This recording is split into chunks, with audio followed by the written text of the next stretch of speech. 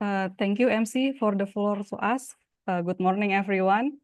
In Indonesia, now it's 9 a.m. I think in California now, around 6 p.m. Good afternoon for our guests. And thank you, Professor Taufik, for joining us today and willing to share new knowledge to us. Let me introduce myself. My name is Aulia, and I will be the moderator in today's public lecture, event organized by the Automation Engineering Technology Study Program from Vocational College Diponegoro University. Today's public lecture is entitled Multiphase Buck Converter and present a very competent speaker in his field, namely Professor Taufik, who is a professor in electrical engineering and director of Electrical Power Institute in Cal Poly State University, San Luis Obispo, USA. Okay, the first agenda, I will read the resume curriculum vitae from the speaker. Mr. Taufik, his first education as Bachelor of Science in Electrical Engineering and minor in Computer Science from Northern Arizona University in May 1993. And then his second education as Master of Science in Electrical Engineering and Computer Science from University of Illinois at Chicago, May 1995. And the third or the last, Doctor of Engineering in Electrical Engineering in Cleveland State University in May 1999. And his professional affiliation as senior member Institute of Electrical and Electronic Engineers or IEEE and as member in American Society of Engineering Education. And his current academic experience as a professor of electrical engineering in Cal Poly State University, California, and as director of Electric Power Institute in Cal Poly State University. And his current organizational experience as vice chair, IEEE Power and Energy Society and Power Electronic Society Chapter, Central Coast Section in January 2023 until present. And his most recent industry experience as engineering consultant, substation engineering in San Diego Gas and Electric, California, from 2019 until 2020.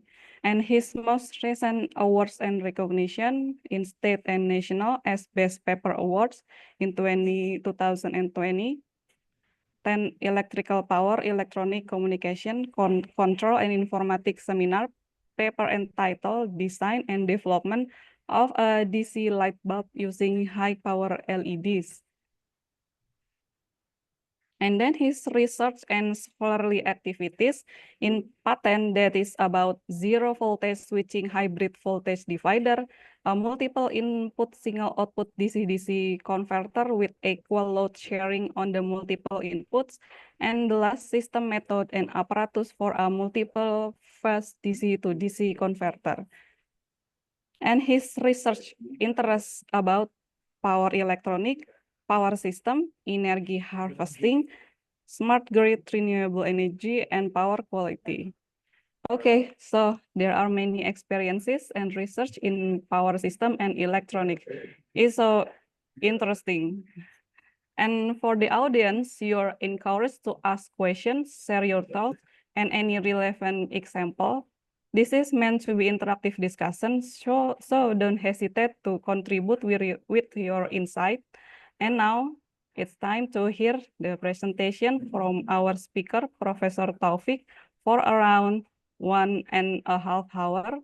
After that, we will continue with Q&A session, sharing session for around 30 minutes. And for the audience, we hope you can contribute by asking the question directly by raising your hand through Zoom hand button or indirectly by typing the question in Zoom message room, and I would like to read that for you. Okay, now the time of presentation. The screen is yours, Professor Taufik. All right. Auzubillahiminasyaitonirrajim. Bismillahirrahmanirrahim. Assalamualaikum warahmatullahi wabarakatuh. Waalaikumsalam. Good morning, everyone, and good evening to my students who are here. I I hope there's some of my students here. Thank you so much, first of all, for the very kind introduction to Bu Aulia. Thank you so much. And to Pak Priyo and the rest of you, the rest of the committee, thank you for inviting me to this event. Always a great honor and a pleasure to be able to share what I know a little bit about, power electronics. And today I'll be sharing, this topic related to powering future processors. And this would relate to what we call multi-phase DC to DC converters. Apologize because initially we were planning to talk about controls, but since control is kind of like a very long topic, I decided to select a shorter one. And I believe as the beginning of this, hopefully, series of these presentations, maybe it would be a good idea if I start with multi-phase DC to DC converters. And let me share my screen.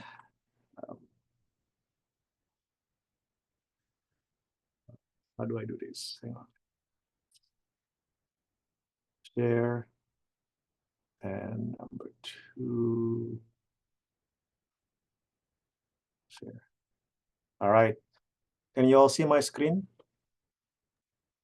Yes, we can see it very clearly. All right, very good. Thank you. Let me do the presentation mode.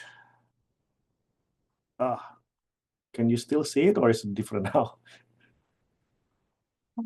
I think this is not in full view. Oh, okay. Let's see. I'm always having problem with this.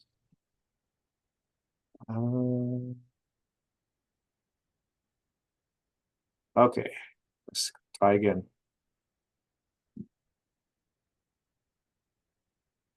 Share, and then maybe this one this time. Okay, and then you don't see anything, do you? Yes. Okay, so now I'm gonna do this. Can you see the presentation now? Yes, it's good in full All screen. right. All right. Okay. All right. So as I said, the topic of today's presentation is going to be on multi-phase buck converter for powering future processors. Again, my name is Taufik, currently at Cal Poly State University. Just a little bit about Cal Poly. I'm not sure how many of you are familiar with Cal Poly. We are a school that was founded in 1901 as California Polytechnic School. That's how we began. And then it changed to California State Polytechnic College in 1947, and then changed to California Polytechnic State University in 1972. And we are one of 23 universities under the umbrella of California State University system. Currently, our student population is about 22,000. 6 colleges: engineering, business, science, math, agriculture, liberal arts, and architecture. And we are very well known for our learn by doing philosophy, which means basically lots of labs, almost like I would say similar to vocational school in Indonesia. So we're alike, we have resemblance in that kind of sense that we have both offer lots of labs for our students. We are located in scenic Central Coast, California. Breakdown of the colleges, as you can see, engineering is the biggest as of now, with almost 6,000 undergraduate students, 250 graduate students. Almost a bit over 6,000 students total. And in the US, we have this university ranking. Probably not that known in Indonesia. Here we have what we call U.S. News World and Report ranking. And among 1,900 universities in the U.S., we rank number five for top engineering school without doctorate degree. So we're very proud of this accomplishment, and especially the fact that out of these top five, we are actually the only public or state university. The first four, these are private or military schools. So yeah, again, we are very proud of this accomplishment. Just to give you an idea where we are located, if you look at the U.S. map, we are on the what you call it, west coast. Let me do the pointer here. Yeah, we are on the west coast of the U.S. If you were to zoom in to California, which is the state that we are in, here's our town, our city of San Luis Obispo, and it's right on the close to the beach, and we are strategically placed between two very big industrial areas. To the north of us, we have the Silicon Valley, lots of global companies there. And then to the south of us, we have Southern California, which has a lot of defense companies, right, as well as electric car, Rivian, and so on and so forth. So strategically placed between two big industrial areas. And here's the view of our campus. Beautiful area, as you can see. We are surrounded by rolling hills, and the beach is not too far from us, about 15-minute drive from our campus to go to the beach. So hopefully someday, you get to visit our beautiful campus, and these are some of the our students or professors from abroad. They have visited Cal Poly, and they work with me on some projects. Gila. For example, 3 from Philippines, 6 from Indonesia, 1 from Malaysia, and so on and so forth. And hopefully someday you get the chance to visit us as well, either for a summer intern or for a short-term visit. All right, that's the brief introduction to Cal Poly. In terms of today's presentation, these are the topics that subtopics I would like to go over today, starting from background and challenges of today's DC to DC converters related to powering future processors, and then technical conflicts, strategies on how to address the issues, potential solutions, and then I'm going to close it up with conclusion. All right, let's first of all look at this Moore's law. If you look at this graph, the projection is that the number of transistors on a microchip doubles approximately every 2 years. And if you look at the history of the number of transistors that we can push into a single chip, it really follows this Moore's law, right? And it is projected that by 2030, there's going to be 1 trillion. So if you extrapolate this data, by 2030, it is expected that there would be 1 trillion transistors per chip. Can you imagine one transistor per chip? That's a lot. That's a lot of, sorry, not, did I say chips? I meant to say 1 trillion transistors per chip. Right? That's a lot of transistors in a single chip, right? And as a person whose background is in power electronics, of course, the very first thing that I would, that would be interesting to me would be how much power does this 1 trillion transistors would consume, right? Would require. So that's why I put it right here that having 1 trillion transistors per chip would mean that there's going to be more thirst for power out of this chip. And another graph to show the increasing number of transistors per per known processors. For example, Intel i7 core has about 1 billion transistors. And you can see up here the different processors currently existing processors with the number of transistors. Right? So it is getting higher and higher in terms of the number of transistors per single chip. And as I mentioned earlier, increasing number of transistors would mean increasing power requirement, right? And this picture, this graph shows you how much power is required when the number of transistors increasing. Or in this case, yeah, you can see the x-axis shows the number of transistors, right? So it's increasing in numbers, and on the y-axis shows you amount of power consumptions, right? As the number of transistors increases, it makes sense that the power increases as well. And if you look at the very top one right there, AD102, which is one of the processors, it requires, as of now, 450 watts, right? So approximately, 500 watts for 1 billion transistors per square millimeters. And so this is high power density type of application, if you will.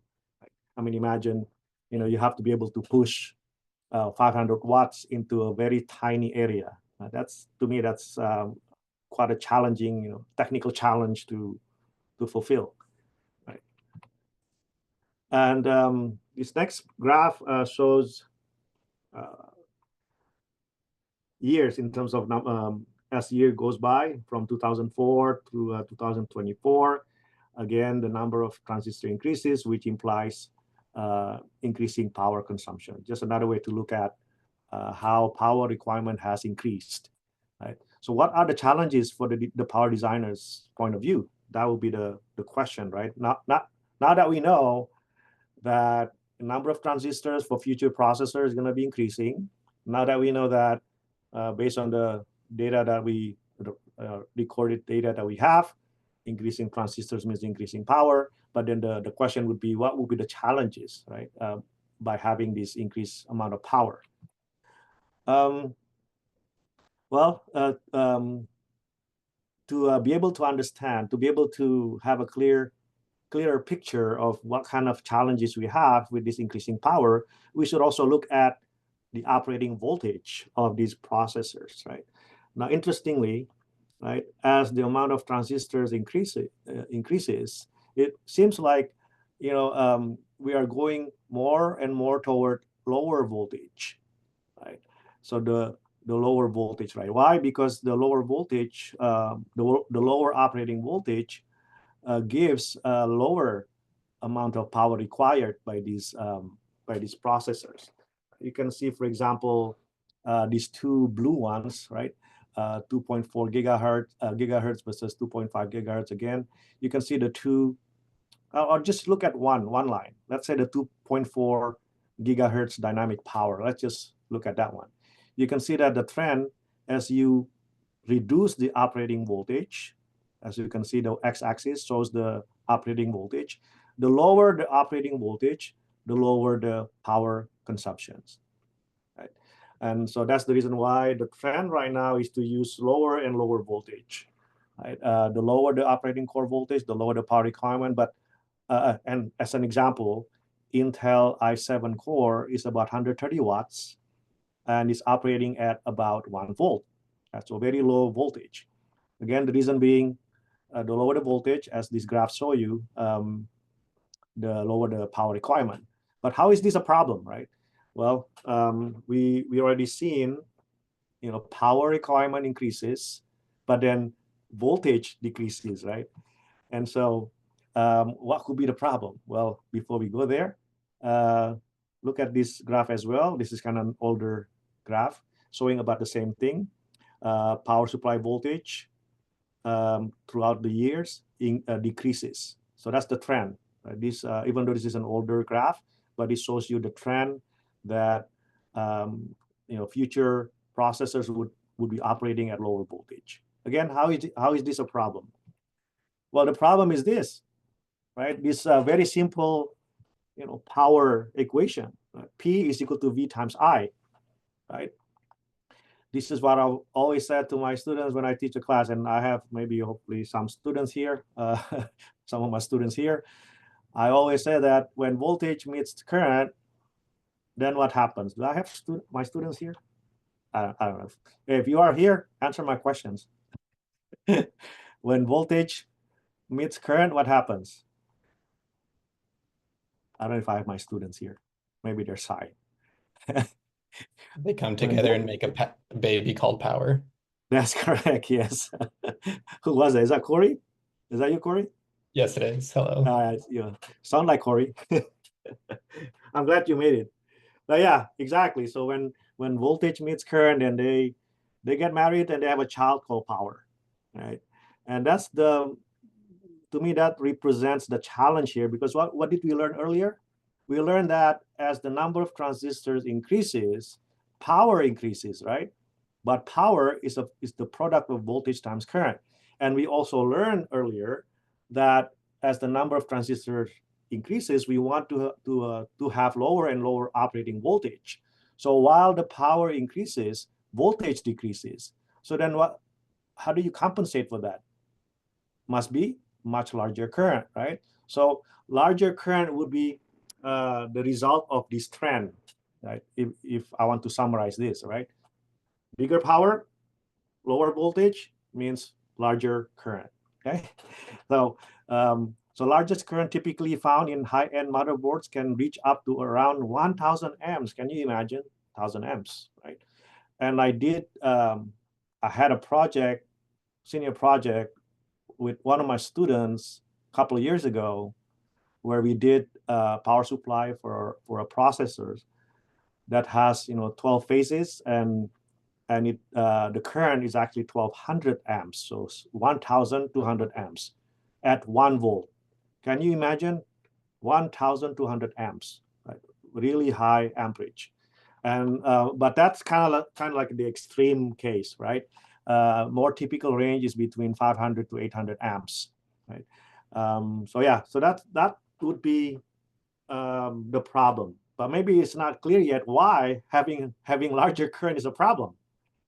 That's why we have this discussion, and hopefully later on you understand why having larger current is a problem. Before I go there, another problem into the mix would be, we always want our electronic systems to be smaller and smaller and smaller every time, right?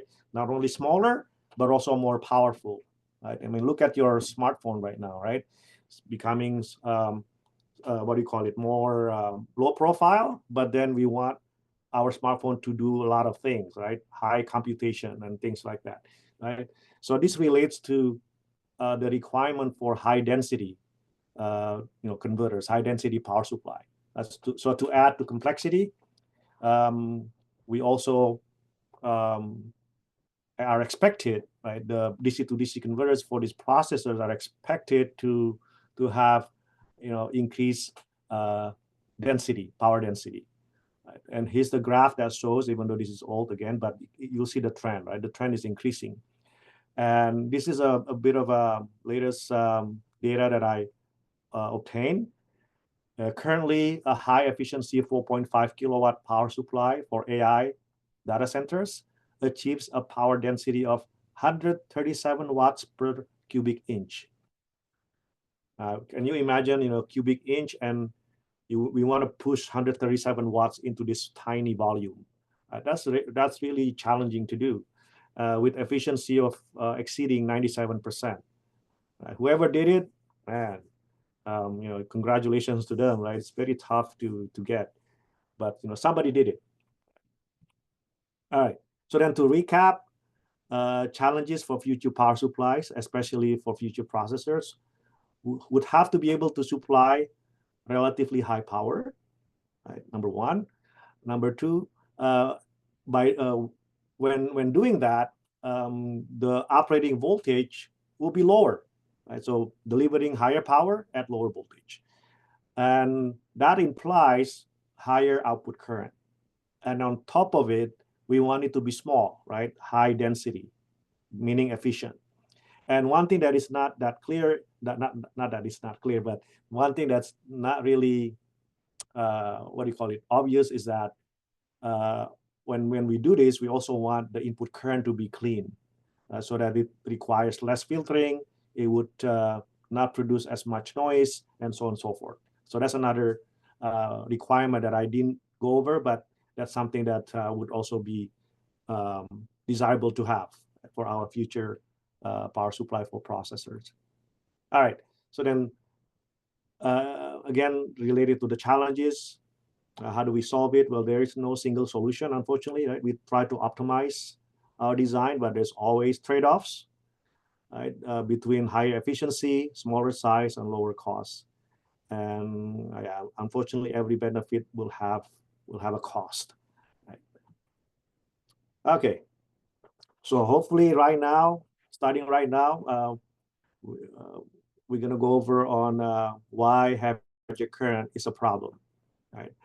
Again, keep in mind, our output current right now can be, in the range of hundreds of amps to even thousands of amps, right? A bit more than 1,000, like 1,200 amps. So here's one of the problems, right? VRM, which is what we call these DC to DC converters to power processors, as I said earlier, usually have output voltage lower than input voltage. So therefore, typically it's a step down topology, like a buck converter, right? So it is connected to a DC bus, let's say at 12 volts. So the DC bus is at 12 volts, but this processor is going to be at very low voltage, such as 1 volt, right? So imagine if, for example, the input voltage is at 12 volts and output voltage here, I put 0.75. So input 12 volts, output 0.75 volts, 0.75 volts. So therefore, we have a step down regulator. And if you are using buck converter, then the duty cycle would be 0.75 out of 12 volts. So if you divide 0.75 by 12 volts, you get 0.0625, 6.25%, right? Which is a small duty cycle. Now, why is that a problem with high current application? Well, here's a picture of a basic buck converter, right? So for those of you who've learned buck converter, this is the what do you call it? The circuit topology that we use for powering load that has output voltage less than the input voltage. So we use buck converter, right? So here's the input, that's the 12 volts. There's the output, that's the 0.75, right? Or in this case, I use a different, looks like a different example. Oh, no, it's not. 11 to, or 12 to 1. Yeah, I used a different example. So for this picture, my input voltage is 12 volts. Input voltage is 12 volts. Output voltage is 1 volt. And let's say that the output current is 120 amps. Let's just say, right? And so that's relatively high, right? Now, if you do the math, right, the duty cycle of this would be 1 volt, that's the output, divided by 12, that's the input. So duty cycle is 1 over 12. Now, in terms of current, if let's say the output current is 120 amps, that means the main switch, which is right here, right, would carry 1 out of 12 of 120 amps. What is 1 out of 12, 100 out of 120 amps? That's going to be 10 amps, right? So the main switch is carrying 10 amps. Then what about the rest of the current? By KCL, we know that 120 amps minus 10 amps gives you 110 amps. So the rest of the current must flow through this, what we call freewheeling diode, right? So again, this is the basic buck topology, has the main switch and has the diode, and this diode is a freewheeling diode. So therefore, if the duty cycle is very small, such as 1 out of 12, the output current is high, that implies that the freewheeling diode is carrying lots of current. See that right there? Can you imagine how much drop you have across this diode if you have, if you have a larger current there, right? So imagine forward drop of this diode at 100 amps. It's going to be a lot, right? Let's say 1 volt. Well, the output is already 1 volt. You're dropping 1 volt out of 1 volt. That's a problem. Right? So therefore, it is not practical to use, basic buck if the output current is big. So that defines, hopefully that explains why, higher output current could become a problem here, right? Because you have so much drop across this diode. Right? And on the right-hand side, right here, you have this graph that shows you the kind of efficiency we're getting with what do you call it, duty cycle, basically, right? If the input voltage is 12 volts, right, then you have 0.125 duty cycles. If the input voltage is 5 volts, you have 0.3 duty cycles, and you can see the efficiency as a function of load current with different duty cycles. And basically what this is saying is that the further away the input from the output, the less efficient it would be, right? So the pink curve shows that the efficiency is lower because the duty cycle is smaller. Right? And this is kind of like the breakdown of where those losses are located. If you look at the input voltage of 5 volt, right there, so output is 1.5, input voltage is 5. Then look at the biggest portion comes from the conduction loss right there, right? Bottom conduction, top conduction. So bottom conduction means the diode. Top conduction means the main switch. Right? But then if you increase the input voltage, then you can see that the top conduction consumes less, but the bottom conduction consumes more, which makes sense because, as I said earlier, right, the lower the duty cycle, right, the bigger the loss you get from here, from the diode, right? So that's basically agreeing with what I said earlier, right? So that's going to be a problem here. Okay.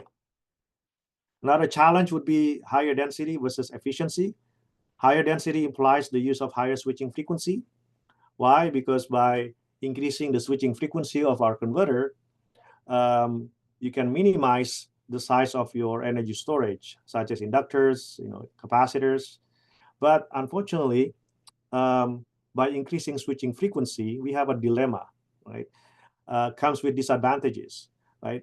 By increasing the switching frequency, then you're going to increase switching loss as well as gate drive loss, which could worsen efficiency and increase skin effect as well as core losses. As you can see from this graph, for this one particular converter, as we increase the switching frequency, if you are using PWM, then efficiency drops, right?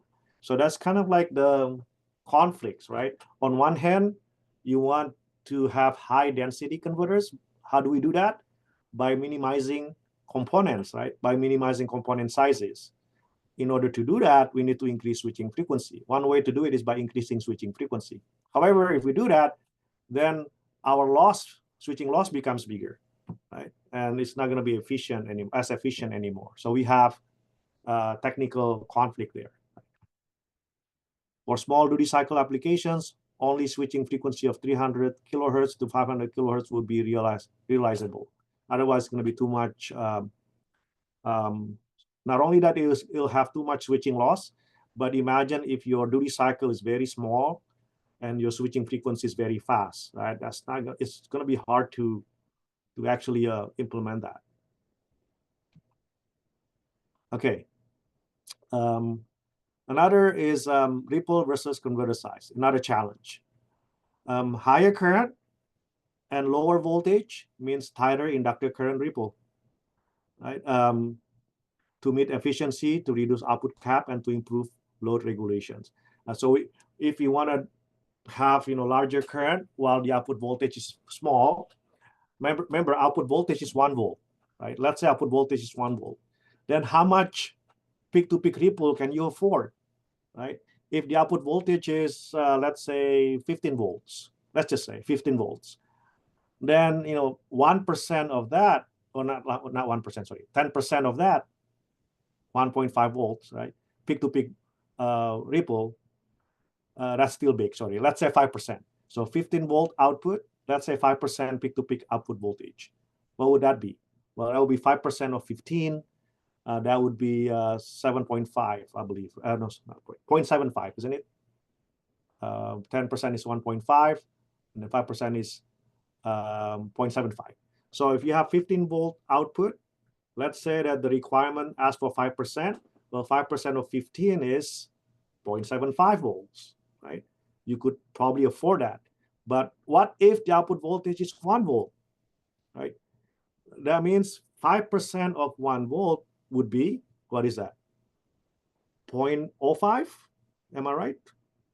If it's 1 volt, 10% is 0.1, 5% is 0.05.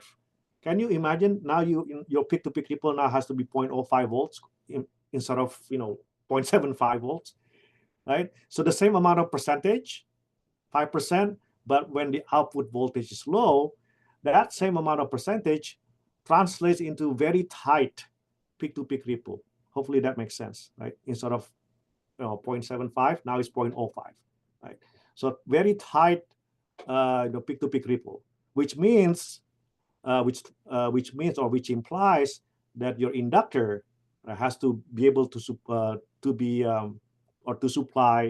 to carry very small peak-to-peak ripple, right?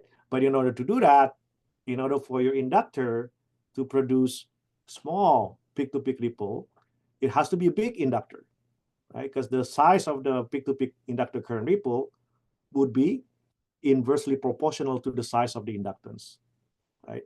Smaller peak-to-peak ripple means bigger inductance, right? So what is the problem with that? Well, if you want the inductor current ripple to be small, that means your inductance has to be big, right? But then if inductance is big, that means the inductor is also big. If the inductor is big, then what happens to the power density? Remember earlier I said that the power density has to be high. Now it's going to be hard to do, right? Because your inductor is going to be big in order to keep the peak-to-peak ripple low. So again, this is another dilemma, right? Technical dilemma. On one hand, you want the inductor to be big to give you very tight peak-to-peak ripple. But on the other hand, by doing so, we have to use big inductance, which then force us to use a big physical inductor, right? Which then creates an issue with density. Right? So that's again another problem. Right? And higher current also means di/dt noise. That's another problem with high current. If you look at this buck converter again, we have the main switch, we have the diode, and we have the inductor. And these are the shape of the waveforms of the current through each. Current through the inductor will be a triangular waveform, assuming continuous conduction mode and steady state, right? Just triangular waveform. The current through the diode as well as through the main switch will be pulsating, just like that, right? Notice that we have a very tall pulsating current. Imagine if this is 1,000 amps, right? Imagine that. That means this peak right there is going to be more than 1,000 amps. So you're going to drop 1,000 amps in a very quick, microseconds, less than microsecond, to zero. And you do it so often. You see that? 1,000 amps to zero, 0 to 1,000 amps, 1,000 amps to zero, and so on and so forth, for multiple number of times per second. Can you imagine the type of noise that this DC to DC converter could emit, could produce? So that's what I call larger di/dt noise with higher current, right? In that case, we're going to need a very large EMI filtering, right, to keep the noise from propagating back to the DC bus. Right? We have to block that noise to go back to the bus. Right? Okay. Another challenge. There's a lot of challenges, right, as you can tell. The next one is speed versus inductor current ripple. So a faster processor means we want our processor to be fast. That means the transient response should also be fast.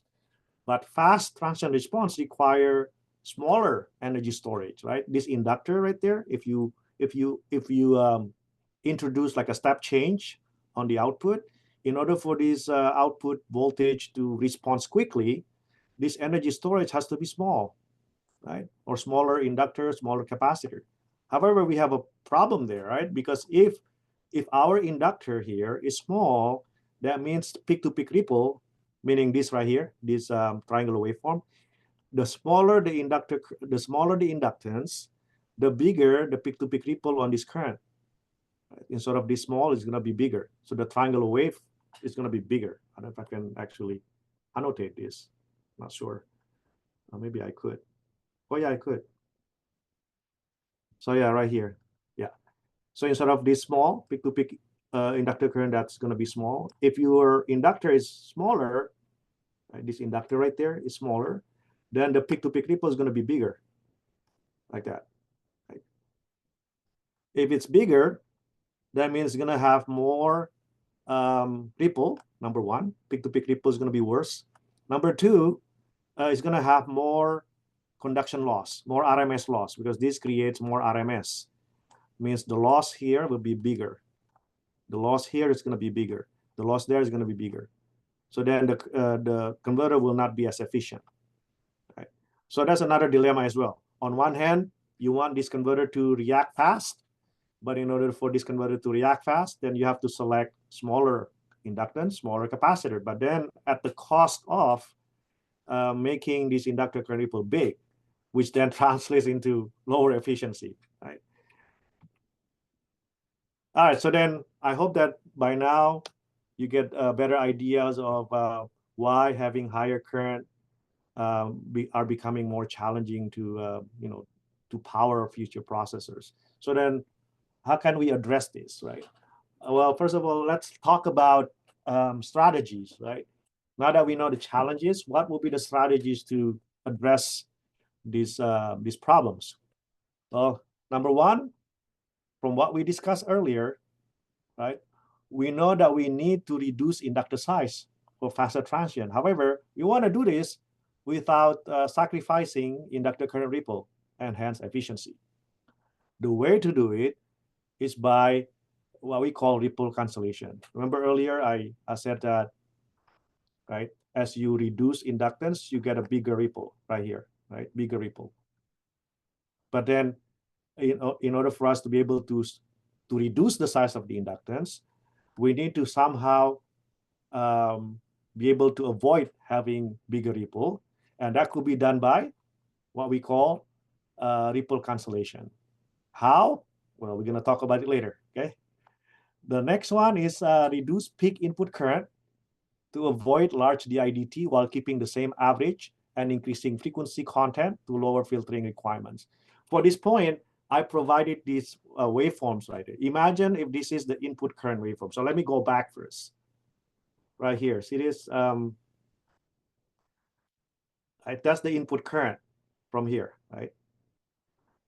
You can see that this input current is a pulsating current, right? Average is going to be whatever it is, 1,000 amps divided by 1,000 amps times the duty cycle. So let's say this is going to be your 10 amps, whatever it is, right? So the average is going to be 10 amps, maybe around here. I can get the same average value, which is 10 amps, let's just say, by doing this. Instead of the blue, right?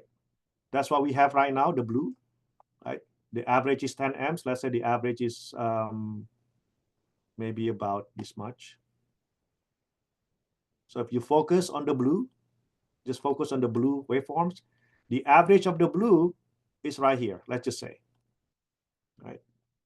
Now I can get the same average value by actually introducing more pulses, shorter pulses, rather than tall. These are all very tall pulses. Why not introduce more pulses, but shorter, right?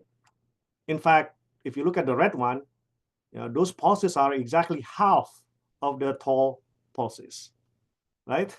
And by doing so, I get the same average value. If you take the average of the red waveform, you get the same average as the blue.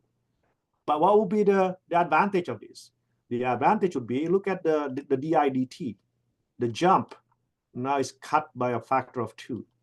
Your DIDT noise now is less. That's number one. Number two, look at the frequency, right? The frequency of the blue, if let's say this is 500 kilohertz, let's just say, if that's 500 kilohertz,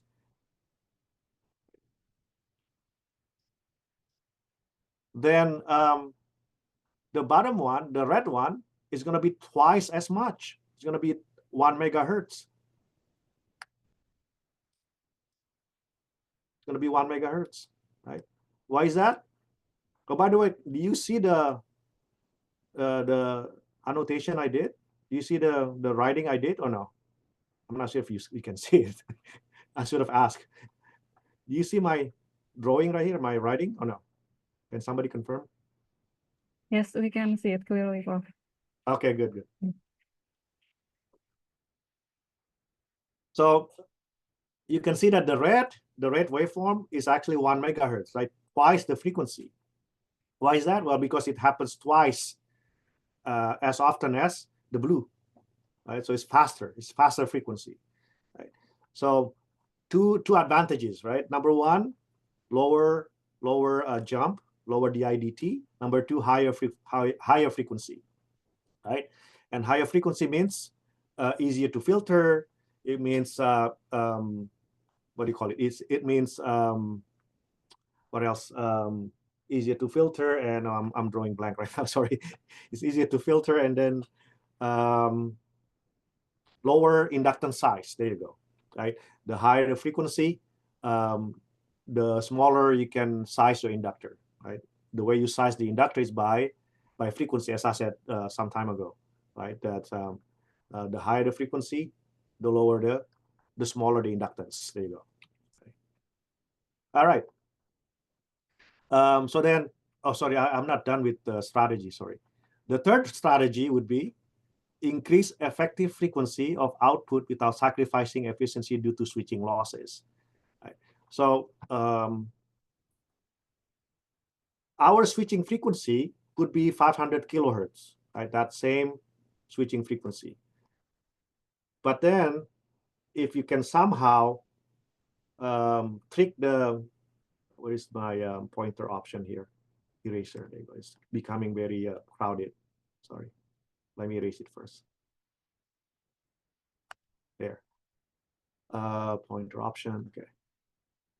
Increase effective frequency of output without sacrificing efficiency due to switching loss. What I meant by that is this: it would be nice to kind of trick, the converter of thinking, hey, the input and output is actually much higher than the actual switching frequency. That would be cool, right? If let's say the switching frequency is 500 kilohertz, the blue, but then it'll be nice to be able to trick the converter into thinking that the actual input and output frequency is actually double the actual frequency, right? 1 megahertz in this case, right? If I can do that, then I would not sacrifice the switching loss, because the switching loss would be still at 500 kilohertz. But at the input and output of the converters, what they're seeing would be twice as much, right? Again, maybe this is not clear for now, but hopefully after we gone through some other slides, this becomes clear. But again, it's just showing you a strategy, right? That if the switching frequency is at certain value, it'd be nice to be able to have, frequency multiplication effect at the input as well as at the output. Okay, and then the last strategy would be reduce impact of high current by sharing conduction path to help reduce conduction losses. So this makes sense. So if you have, for example, a wire, right, just a wire, and this wire is carrying, let's say, 10 amps, let's just say, right? And let's say that this resistance is, let's say, 2 ohms. Then how much loss do we have here? Right. Well, it's going to be I squared times R, right? So 100 times 2, 200 watts, right? if you have one path for the 10 amps, then you end up with 200 watts. Good. Now the next would be, I could actually do this as well. I can try to reduce conduction loss by introducing a same path twice, parallel path, basically like this. So now this is going to be 2 ohms, the same as before. So instead of having just one path, I'm providing 2 paths, right? The same current. I'm not changing the current. It's still 10 amps right here. Now, because there are 2 paths, therefore this 10 amps splits into 5 here, right? And 5 here, right? So then if that's the case, then what is the power absorbed or dissipated by one resistor? That's going to be I squared times R. 25 times 2, that's 50. 50 watts from one resistor. How about the other resistor? That's going to be the same thing, right? 50 watts. Look at what happens if you do this. As you add another same path, look at the total loss now. The total loss now is 100 watts.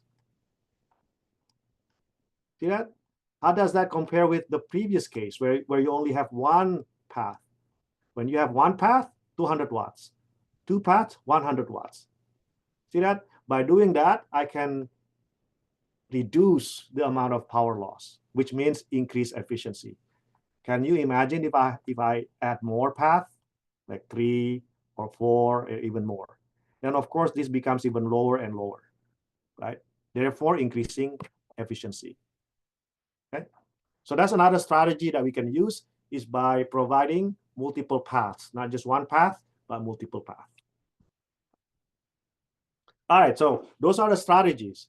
So now let's take a look at possible solutions, right?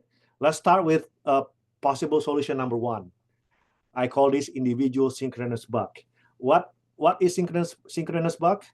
Well, if you look at the basic buck from several slides before, such as this one, right there, non-synchronous buck. This is non-synchronous buck. This is the basic buck, right? In a basic buck, you have the main switch, which is an active switch, and you have a diode, which is uncontrolled, right? So one solution would be, well, diode is very lossy, right? Introduces a lot of losses. What if I replace this diode with another switch, just like the main switch right here, right? If you do that, that's called synchronous buck, which is right here. Notice now that I replace the diode with a MOSFET. So the main switch is a MOSFET. The bottom switch is also a MOSFET. Don't worry about this diode for now. This is internal diode. What do you call it? The inherent diode within the MOSFET. So when you use a MOSFET, there's an internal diode. So that's not the same diode that you saw earlier. Okay. So this is another MOSFET. So if you have 2 MOSFETs instead of just one MOSFET and a diode, this is called synchronous buck. Now, the reason why this could be a possible solution, because MOSFET is more efficient than diode. Right? So replace the freewheeling diode with a switch, electronic switch, of course, in this case MOSFET. Eliminates large diode loss, but otherwise still the same problem as the individual regular buck.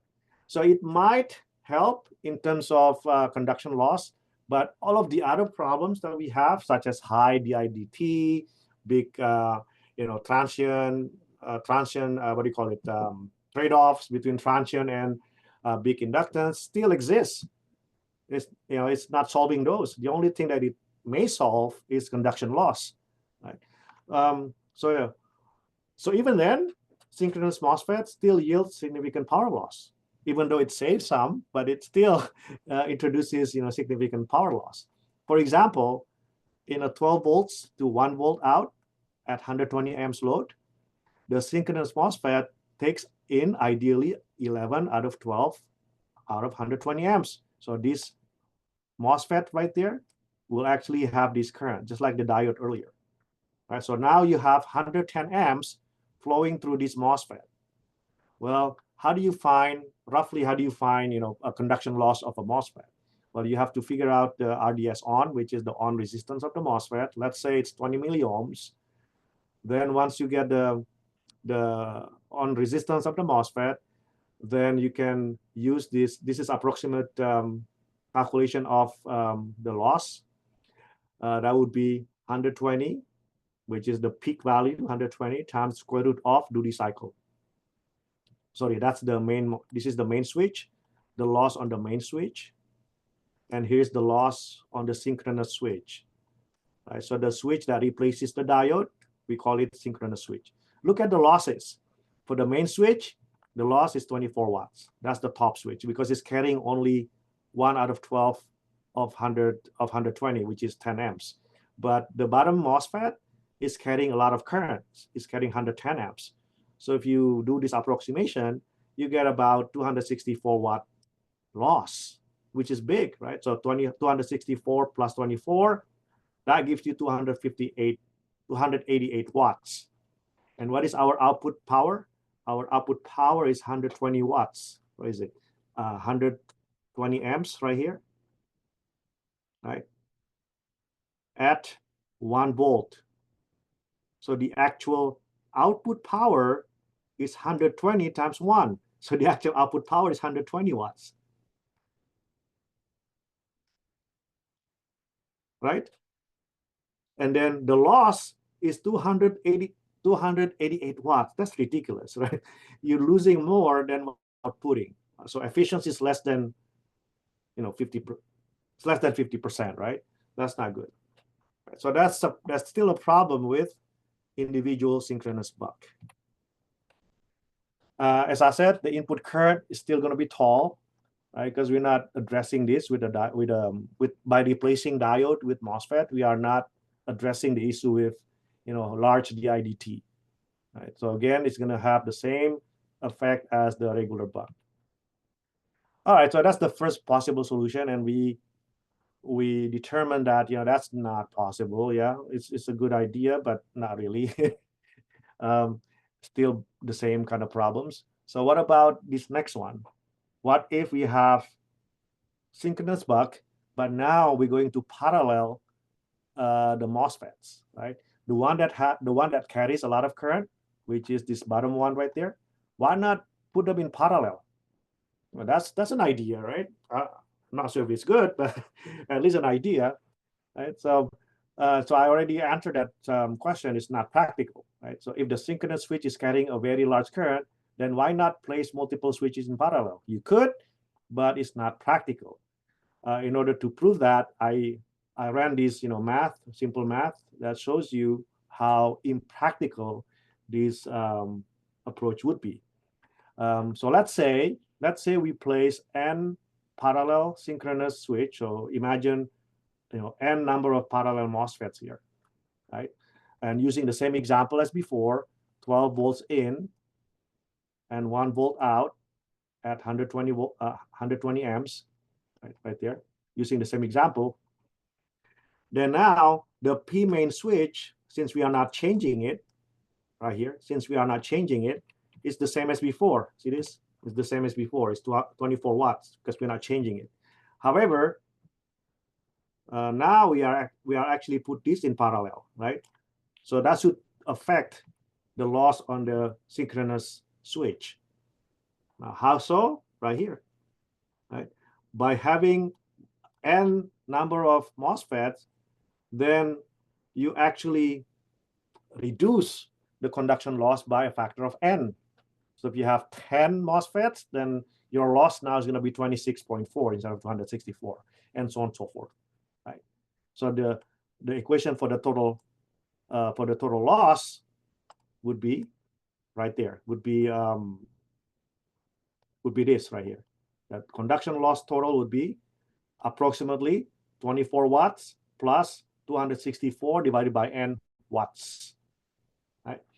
So it doesn't look that bad, right? But until you actually calculate the number of parallel MOSFETs, right? The required number of parallel synchronous MOSFET that can achieve a desired total conduction loss would be, so I can actually solve this equation, this equation right there, solve for n, right here. Oops, sorry. I'm going to solve for n, which is right here, right?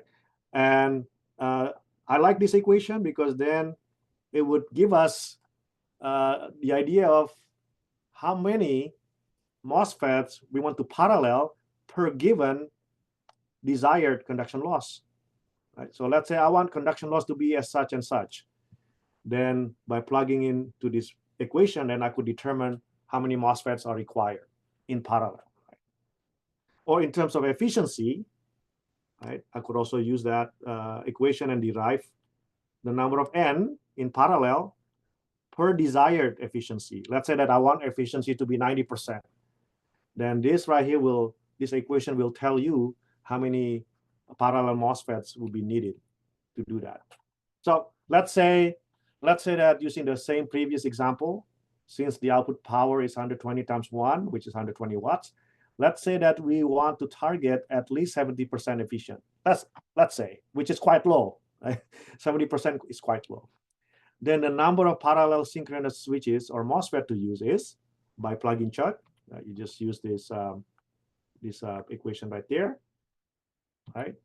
Then you have n to be larger than 9.625, which means 10 MOSFETs. Imagine 10 MOSFETs you have to put in parallel, right? On paper, it's fine, right? But realistically speaking, it's not, right? Because that's, what do you call it?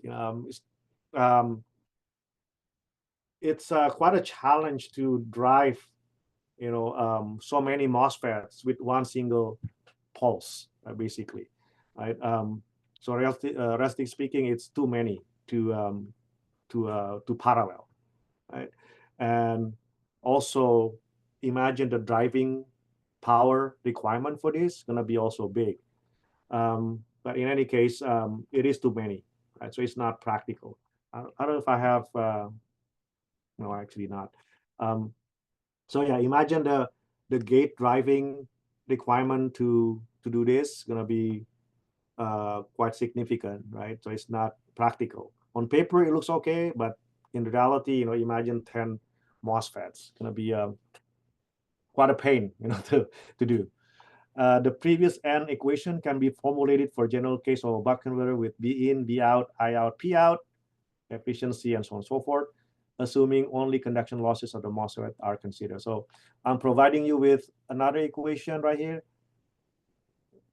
that I derived to give you an idea of how many parallel MOSFET is required per given RDS on of the MOSFET on the main switch, RDS on of the MOSFET for the synchronous switch, and the duty cycle, as well as the output power, efficiency, and P out over V in. So I believe this is a useful equation to have, just in case in the future you want to parallel MOSFETs, right? Hopefully it's not going to be 10. Hopefully it's going to be just 3 maybe instead of 10. But that's the equation that you can try to use when determining the number of parallel MOSFETs. Okay. Right. So then the next possible solution would be a two-stage synchronous buck. Right. Now the problem with the previous solution is that it does not address the issue of small duty cycle. Duty cycle is still tiny. Input is 12, output is 1. So therefore, you have duty cycle as 1 out of 12. If you have small duty cycle, as I explained before, when you have small duty cycle, then a lot of current will flow through the synchronous MOSFET or the diode, right? So how do you address the small duty cycle? Well, you could address the duty cycle by introducing another buck. So imagine you have 2 bucks in series, just like this, right? So you have the first buck and you have the second buck, right? And by doing so, I could divvy up the duty cycle, right? Instead of going from 12 to 1, I can go from 12 maybe to 6, and then 6 to 1, let's just say, or something like that, right? 12 to 5, 5 to 1. That way I can increase the duty cycle in each, right? Duty cycle here is going to be 0.5. Duty cycle is going to be 1 out of 6. That's much better than 1 out of 12, right? You kind of share the currents more between these 2 switches, right? So that should improve conduction loss. However, when it comes to efficiency calculation, when you put two cascaded, we call this cascaded, right? Two cascaded converters like this, then the way you calculate efficiency is by multiplying the efficiency of each. So if let's say buck number 1 efficiency is Y, buck number 2 efficiency is Z, therefore the efficiency from input to output would be Y times Z, right? So if let's say you get 90% efficient for each, that would be great. But then unfortunately, since you put them in cascaded configuration, then your overall efficiency is going to go down to 0.9 times 0.9. That's 81%, right? Now it's becoming bad again, unfortunately, right? So that's the problem with this solution, right? Plus you have, if the first one is done, if the first one is broken, then your output is gone, basically. There's no reliability in this solution, right? If any one of these two converters is broken, then that's it. That's the end of your converter right there, right? Okay. So we took a look at 3 possible solutions. What about this solution right here? Why not use isolated converter, right? With isolated converter, meaning you have a transformer in the converter, then it would help increase duty cycle, right? Because the equation involves turns ratio, right? So we have 12 to 1. Oh no, sorry. 12 to 1 means 1 is output, and you have duty cycle, and you have the turns ratio, and you have the V in. V in is 12, like this, right? By having a transformer in the converter, then I have more freedom. I have more freedom in selecting my duty cycle. I don't like 1 out of 12. That's what we have earlier, right? 1 out of 12. No problem. I can actually make it 6 out of 12, which is 0.5, right? 0.5 is nice because then you share equal current between the top switch and the bottom switch, right? Right there, right? So you could do this, right? You definitely can do this, right? How? By selecting the proper turns ratio. Nice, right? That would solve the problem of small duty cycle. However, unfortunately, we have transformer, right? And transformer would go against high density, because transformer is typically bulky, even though it's high frequency transformer, but still, if you have 100, imagine if your current is hundreds of amps. Can you imagine, the windings of this transformer, the size of the windings? It's going to be thick, right? So now you have a problem. You have issues with the size of the converter, right? You have the issues with high density. Not only that, transformer has their own losses. Now we're introducing more losses, which are copper loss, core loss, which consists of eddy current loss and hysteresis loss, right? So in any case, good to have transformer in terms of increasing duty cycle, but unfortunately, by introducing transformer, you're going to have more headaches, right? More losses, right? So it's unfortunate, right? So now it's not a popular option. So then what else can we do? Actually, this is number 5. Yeah, I forgot to change the number there. So possible solution number 5 would be parallel synchronous buck, right? Now, remember earlier, I showed the example with 2 wires, right? One wire and 2 wires, right? Remember 1 wire and 2 wires? This is how we implement this in a buck converter, right? So instead of having only 1 buck, we can have 2 bucks in parallel. Hang on. I lost my pen. Okay, right here. Oh, it is. Okay. Okay, remember I provided you with this example earlier, right? 1 wire versus 2 wires, right there in parallel. So how do you implement it, right, with this? Well, as you can see, I have 2 bucks, the first one and the second one, right? They are in parallel, right? Meaning they are connected in parallel, number 1, Number two, if you look at the switching signals, right? Q1 and Q3, those are the main switches, right? Those are the top switches for each. As you can see from the switching signals, Q1 and Q3 are turned on at the same time. See this? Q1 and Q3, they're on at the same time, so they're synchronized. Q1 and Q3 are conducting at the same time, they're turning off at the same time. Likewise, Q2 and Q4, they're also conducting at the same time, as you can see from the switching signals, right? Okay, so this is called parallel synchronous buck, right? Now this addresses the issue of conduction losses, right? As you can see from the example earlier. So conduction losses will be less because now every single buck will carry half of the current. So therefore, I square times R, right? So I square times R. If you halve the current, so now I becomes I over 2, right? Square, right, times R. Then you are then you have less conduction loss by a factor of 4. But then you multiply by 2, you basically cut the power loss by a factor of 2, right? But in any case, you're cutting the conduction loss by the number of parallel bucks, right? So in this case, we have 2, so conduction losses will be less by a factor of 2 as well.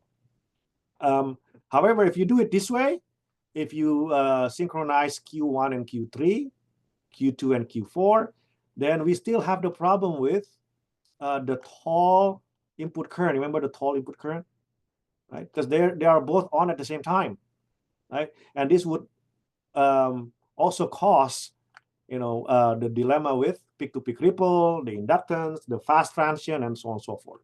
Right? The same exact problems we had with single buck. The only thing that this addresses would be number one, conduction loss. Number two, thermal, right? So maybe thermal will be less here, right? So a lot of less heat coming out of this circuit, right? So the other ones will be the same, unfortunately. So that's not a good solution. And what else? Possible solution number 6. This has got to be it, right? We've gone through so many possible solutions. So let's check out this one. Notice that if you look at the configuration, right? Let me go back to the previous one. Let me erase this.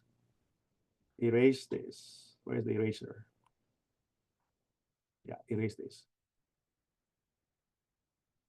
There. So go ahead and focus on the circuits. Are there any difference between this circuit and the next one? Do you see any difference there? Besides, I didn't label this. I'm sorry, I forgot to label this one. So it's going to be the same labels: Q1, Q2, Q3, Q4. Okay, sorry about that. Let me do that. So Q1 is right here, right? Q2 is right there. Sorry, my Q is messed up. Q3 is right here, and Q4 is right there. Right. So compare the two circuits. Do you see any difference between the two? No difference, right? They're the same, right? Exactly the same, right? 1, 2, 3, 4, 1, 2, 3, 4, right? Two synchronous bucks, right? So what makes the difference between this one, parallel synchronous buck, with multiphase synchronous buck? The difference is not on the way we connect the circuit. The difference comes from the way we control the switches. Look at these switching signals. Now, if you look at the switching signals between this one and the previous one, you see the difference now? See that? Now they're different, right? In the previous case, remember what I said? In the previous case, we turn on Q1 and Q3 at the same time. See? The switching signal for Q1 and Q3 are the same, right? Synchronous. The switching signal for Q2 and Q4 are also the same. But watch what happens if I do this one. For this one, Q1 and Q3, they're not the same. They don't have the same switching signals. They have the same duty cycle, but then the timing is different. Right? In fact, if you look at the switching signal, just focus on switching signal Q1 and Q3. This one and this one. Just focus on those two. What do you see? Well, they're the same duty cycle. What makes the two different? Well, what makes the two different is that Q3 is phase shifted or delayed by a certain number of angles, right? In fact, it's being delayed by T/2, half of the period. Right? So we delay Q3. In the previous circuit, there's no delay for Q3. Q1 and Q3 are the same phase angle. But here, Q3 is 180 degrees apart from Q1. Make sense, hopefully? Right, so that's the difference between this converter, this approach and the previous approach. Now, if you do this, we call this multi-phase buck, which is the topic of this presentation. Right? After I don't know how many minutes, finally we get to talk about multi-phase buck. Right? So that's what it is. Okay, multi-phase buck is none other than parallel bucks, but the switching signals are handled differently. Right? So Q1, and then wait for 180 degrees before we turn on Q3. Right?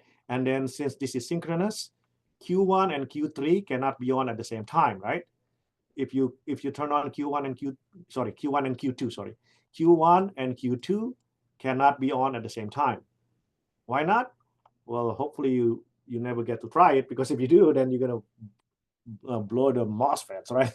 Because then if you turn on Q1 and Q2 at the same time, you create a short across the input voltage, right? So now you're gonna blow that MOSFET.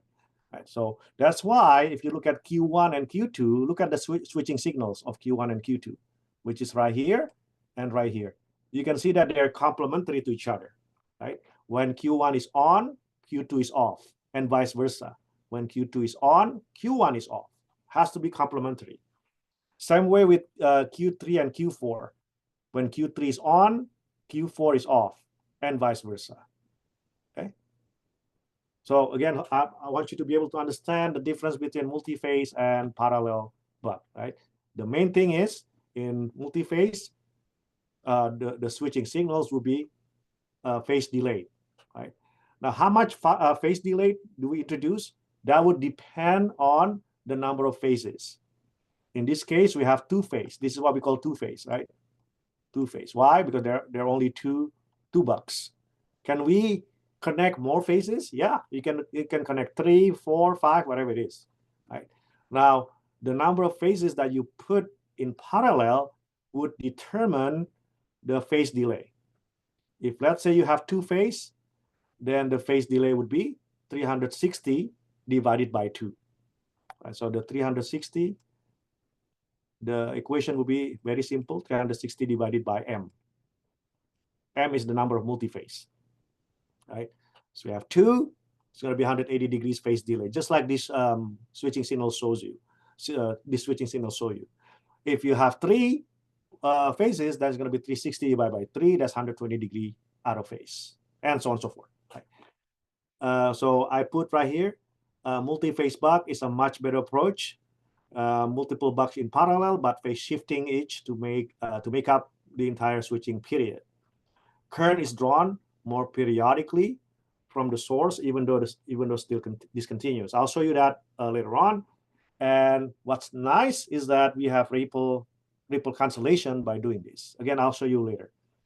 Input and output frequency is multiple, M times the actual switching frequency. Remember frequency multiplication effect? You get it from here as well. Lots of benefits, basically. Right? Again, that's the basic of multi-phase. This is an example of 4 phases. Right? As you can see, I have 4 bucks. Right? The main switches are Q1, Q3, Q5, and Q7. And look at the switching signal for all 4. Right? Q1, Q3, Q5, and Q7. They're out of phase by how much? Well, 360 divided by the number of phases, which is 4. So therefore 90 degrees out of phase. Right? What about Q2? Where is the switching signal for Q2? Well, that's easy. because as we already learned earlier, Q1 and Q2 cannot be on at the same time. They have to be complementary, right? So if I were to draw a switching signal for Q2, it will be like this. Right there. There. That's for Q2. Right. How about for Q4? That should be easy as well, because we know that Q3 and Q4 cannot be on at the same time. So Q4 should be right here. And so on and so forth. You get the idea. Right? Okay.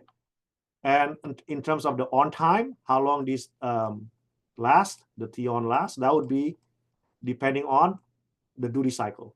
So if the input is 12, the output is 1, then the on time will be 1 out of 12. 1 out of 12 of the switching period. 1 out of 12 out of 1 over T of S.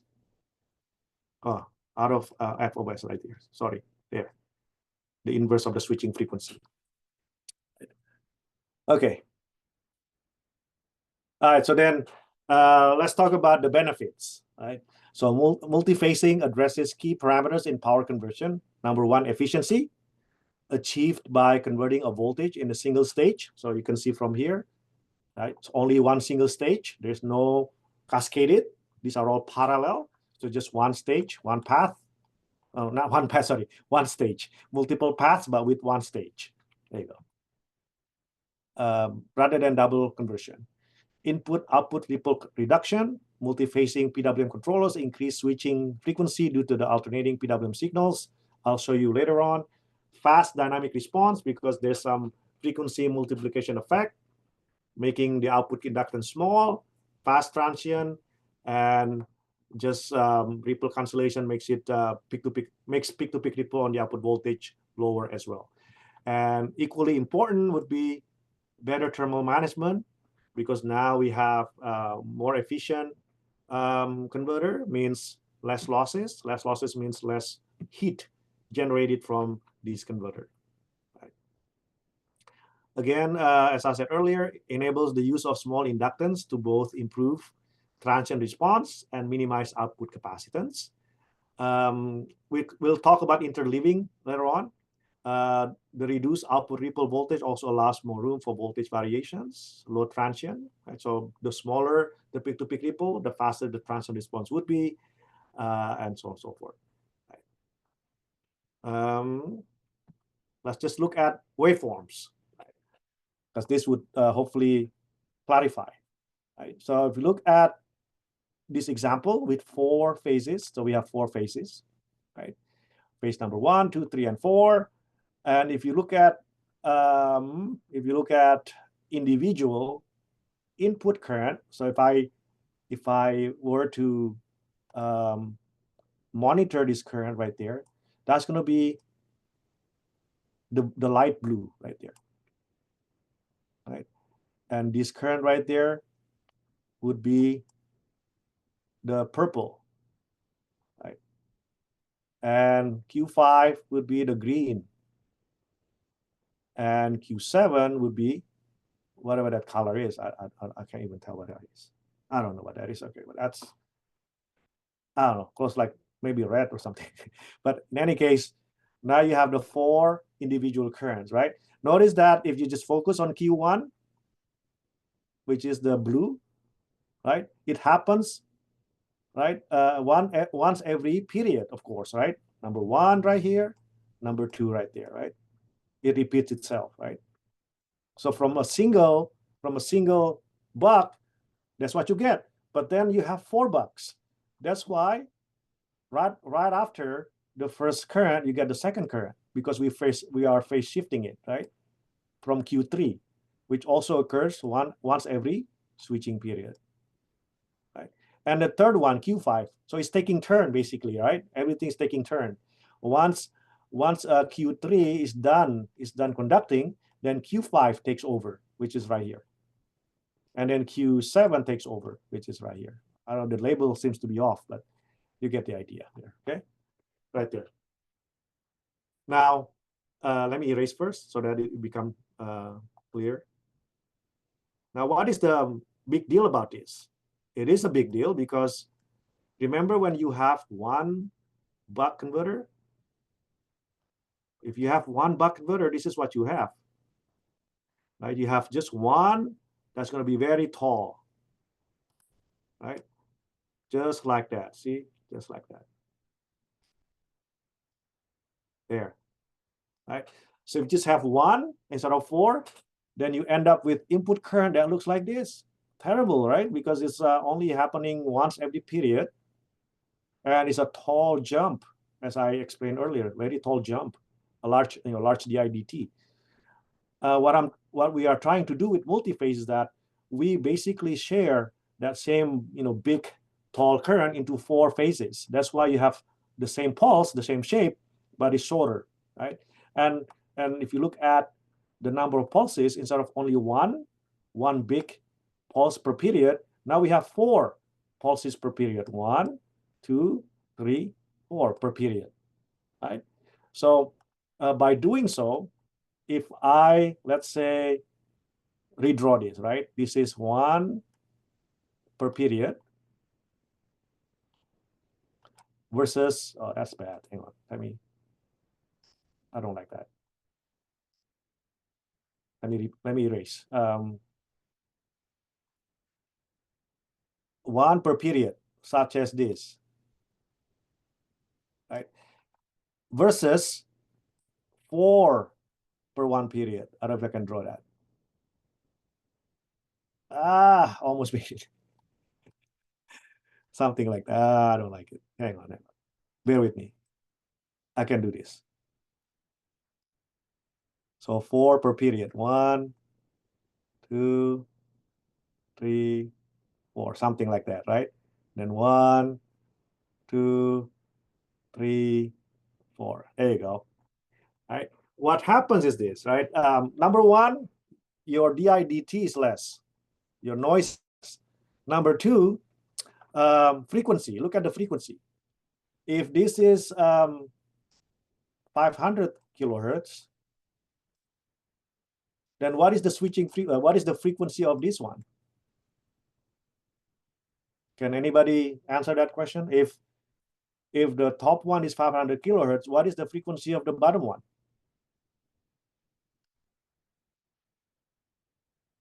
Anybody? Maybe 1 megahertz. 1? 1 I would megahertz. say Yeah. 2 megahertz, right? Because you have 4 pulses per period instead of 1, right? So you multiply it by 4, right? Instead of having only 1, you have 4 now. 1, 2, 3, 4. So 4 times 500, that's 2 megahertz, right? So going back to here, right? If you look at individual input current, it only happens 1 per period. Just like this picture shows you, right? Just 1 per period. Same thing here, only 1 per period, but it's phase shifted, right? But then if you are at the input, if you are here, if you are here, then what do you see? You see 4, right? 4 per period. Remember earlier I said we need to find a way to trick the converter into thinking that the input is seeing higher frequency than the actual switching frequency, right? So the actual switching frequency is 500 kilohertz, which is right here. That's 500 kilohertz. But then if you are at the input, if you are standing right here, I don't have to draw a person, but let's say that's the person. If you're looking into from the source, then this person will be seeing 2 megahertz, right? Like magic, basically, right? So inside the converter is 500 kilohertz, but outside is 2 megahertz. Wonderful, right? So what is the advantage of that? By having frequency multiplication effect, then this capacitor will be smaller. This inductor will also be smaller. This capacitor will be, oh, not that inductor, sorry. That capacitor will be smaller, okay? Because it's higher frequency. Okay? So that's one big advantage of multiphasing. You reduce the IDT, you reduce you have multiplication effect in terms of frequency, which reduces the size of energy storage. And lastly, I want to show you one last advantage. Let me erase it first. Okay. Remember that this is DC to DC, right? So input is supposed to be DC, output is supposed to be DC. When we talk about DC, what kind of waveform do you have in your head? What is the shape of the waveform for DC? Of course, going to be flat, right? DC is supposed to be flat, right? So let's say this is 10 amps, right? Same thing with the output. When we talk about DC, we want it to be flat, right? I don't know what current, but yeah, it has to be flat. Unfortunately, we're not going to have flat, right? Because we have switching. We have switching network. So we do the best to get a flat, as close as possible to get a flat current, both at input and output. But if you compare the two right here, let me erase. Focus on those two waveforms. Right. The first one is single buck. The second one is multi-phase with four phase. Right. Can you tell me just by visually, right, by looking at the waveforms, can you tell me which one is more DC? Is it the single phase? Is it the single buck or the 4 bucks? Which one is more DC, do you think? Which one is closer to constant? Right. So hopefully you can see easily that the one with 4 phases is more DC than the top one, right? DC means continuous, right? Means that the current has to exist at any given time. Not quite here, but at least the zero, see the discontinuity, the 0 amp for the 4 phase happens at very small gap, whereas here you have a big gap, right? So in terms of quality of DC, the top one is a poor DC, very poor DC. The second one is still, not a flat DC, but we improve the quality of DC by using 4 phases. Okay. Okay, so that's that will be another advantage of using multi-phases in terms of currents. Right? Now, let's see. In terms of ripple cancellation, I haven't talked about it yet. Let's erase this. Erase. Oh, sorry. Oh no.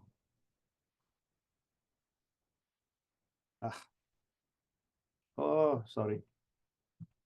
Right there. In terms of ripple cancellation, let's erase this first.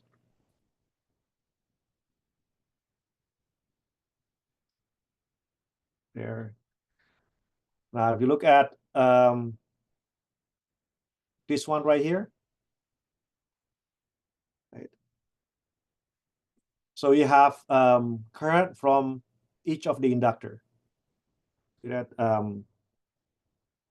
this current right there might be coming from that inductor.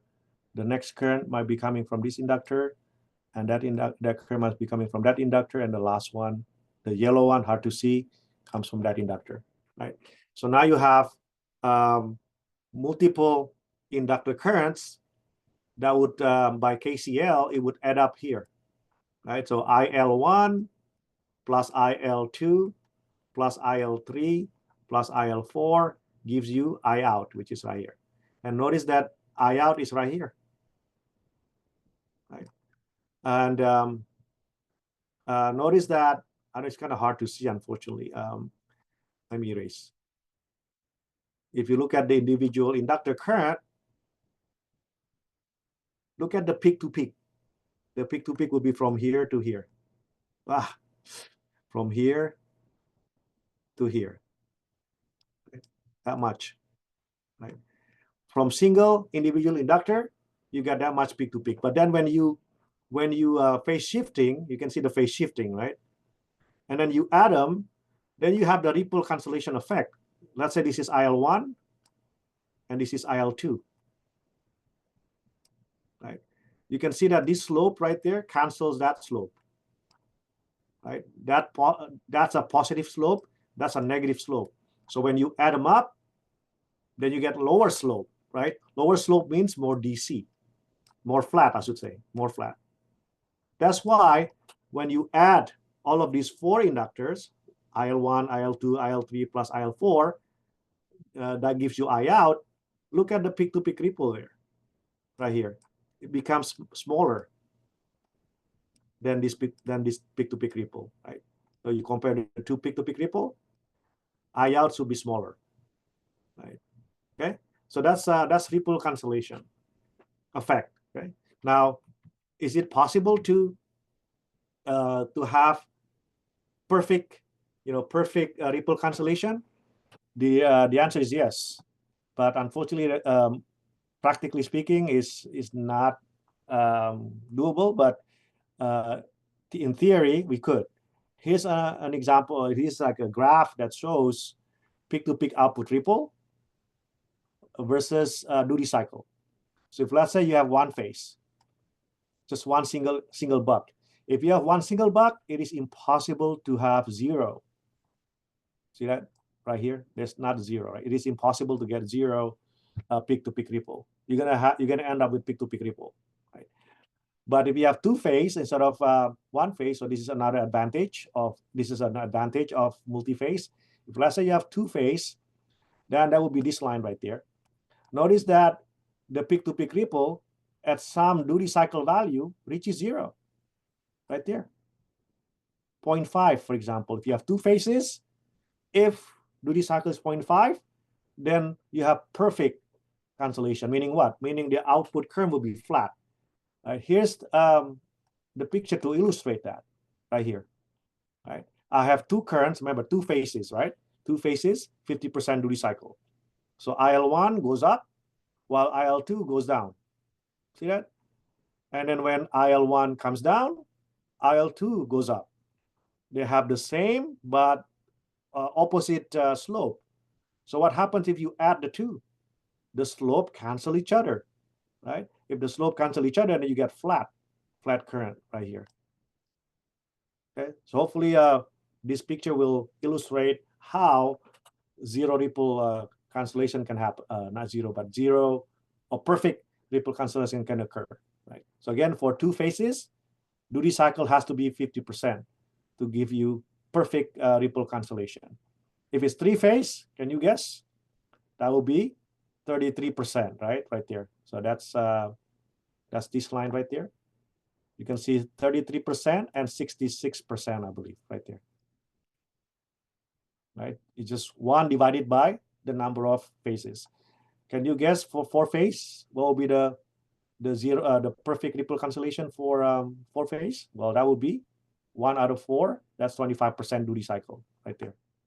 See this line right there? 25 and then 50 and then 75 and then that's it. To me, it's very interesting because now, theoretically speaking, we should be able to get flat current at the output. But again, unfortunately, realistically, I need to drink. Hang on. Practically speaking, we will not be able to do this because, as I said earlier, typically our input is 12 volts. Our output is going to be around 1 volt. So typically, we're going to end up with 1 out of 12, right? I don't think we have input of 2 volts, output is 1 volt. I don't think we ever gonna have that. Why? Because 2 volts is too low of a voltage for a bus, for a main bus. Too much current for a main DC bus. That's why it's higher voltage for the main DC bus. But the processor itself could be lower voltage, right? So again, from practical point of view, I don't think we're gonna end up with perfect cancellation. Even with 4 phases, 25%.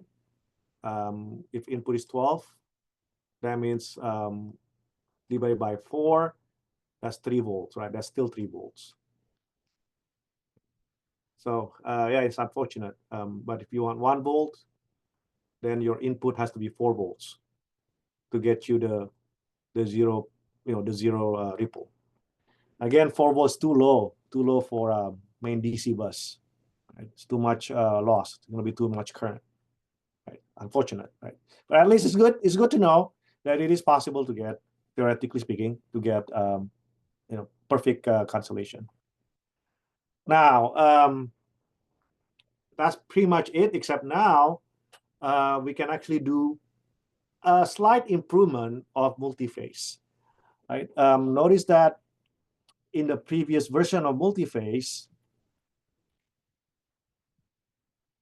right there, I want you to focus on the switching signals, right there. Right, 1, 2, 1, 3, 5, 7, right? 1, 3, 5, 7. 1, 3, 5, 7, right? That's the regular or standard multiphase switching signals. 1, 3, 5, 7. What I am doing here is I'm doing interleaving right here, interleaving multiphase. Instead of 1, 3, 5, 7, what I did is 1, 5, 3, and 7. You see that? The switching signals, the sequence, right? So that's interleaving. Let me erase. Right. So now what I'm doing is turn on Q1 first, and then turn on Q5 next, and then turn on Q3 next, and then lastly Q7 next. So you can see it's interleaving like this. Oops, that's not how you draw it. It's interleaving. From here to here to here, and then to here. See that? Interleaving. Right? Whereas the other one is 1, 2, 3, 4, right? Like that. Okay. Now, what is the advantage of interleaving? It still has all the benefits that the previous multiphase has, but this one has additional benefit, which is it's not really obvious, but you actually see it when you build it, right? The reason why sometimes it is useful to have interleaving is for thermal distribution purpose, right? So if you have a board, right, let's say you build this on a PCB, right, and there's your switch, right?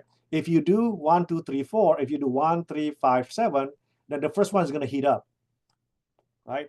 And then the next one is going to be this one's heating up, right? So while this one is cooling off, now you're introducing more heat next to it, right? Slowing down the cooling off process of the first one. And then before this one can cool off, you turn on this one, right? Because they're close to each other, right? And then same thing here. So thermal dissipation is not that good with just regular multiphase 1, 2, 1, 3, 5, 7. But imagine if you do multiphase interleave. If you do interleaving, then what you do is this, right? What you do is you first turn on this one gets hot, but then instead of turning on the next one, you turn on this one, right? Because in terms of space, board space, it's going to be further away, right? So it's going to be further away, then it would allow this switch to cool off, right?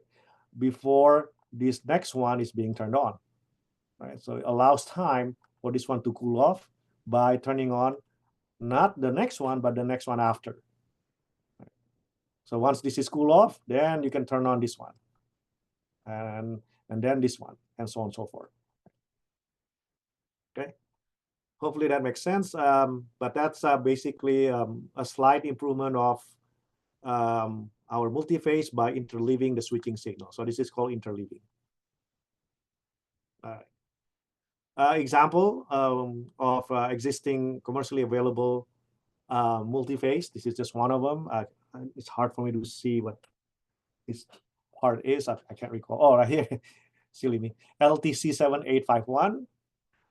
You can simulate it with LT Spice. How many phases are these? Well, there's 4. 1, 2, 3, 4. These are the controller.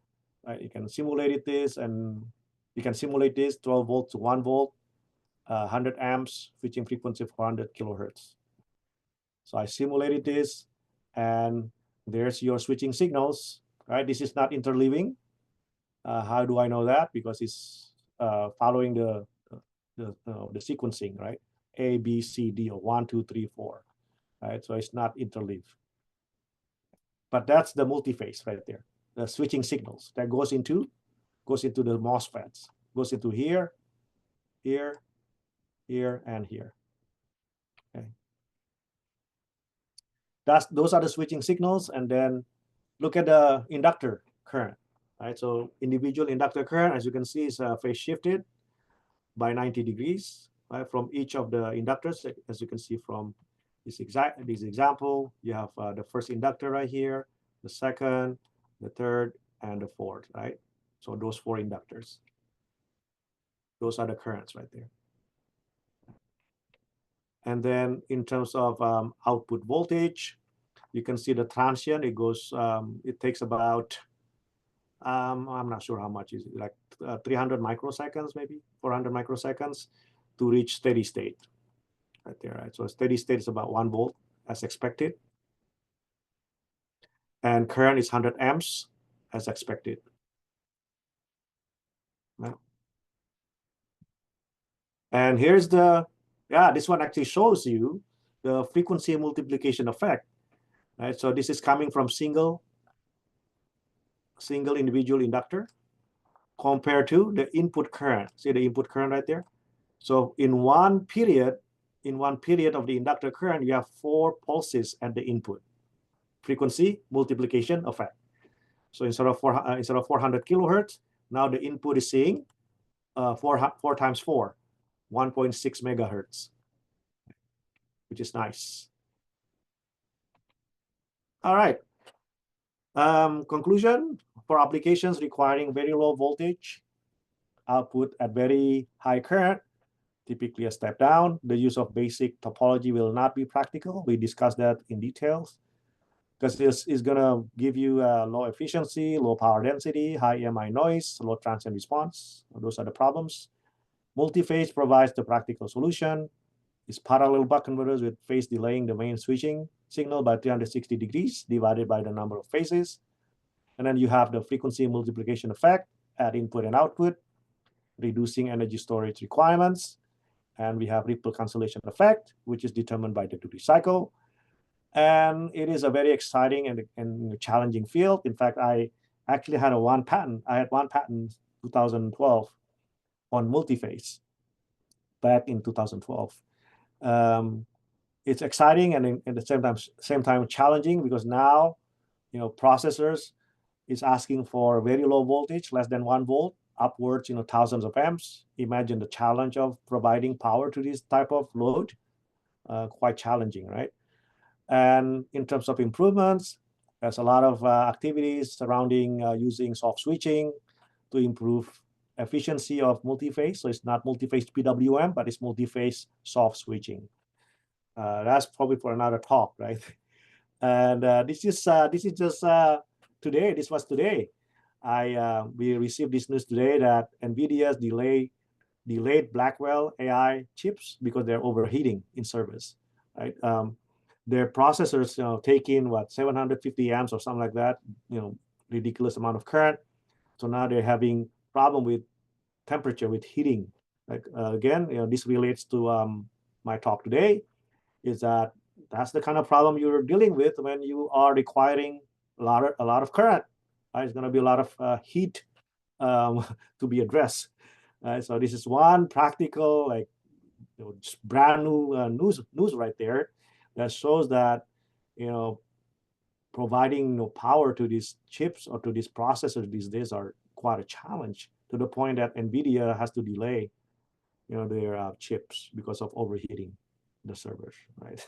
And the servers is even worse because servers consuming 4.5 kilowatts or something like that, ridiculous amount of wattage.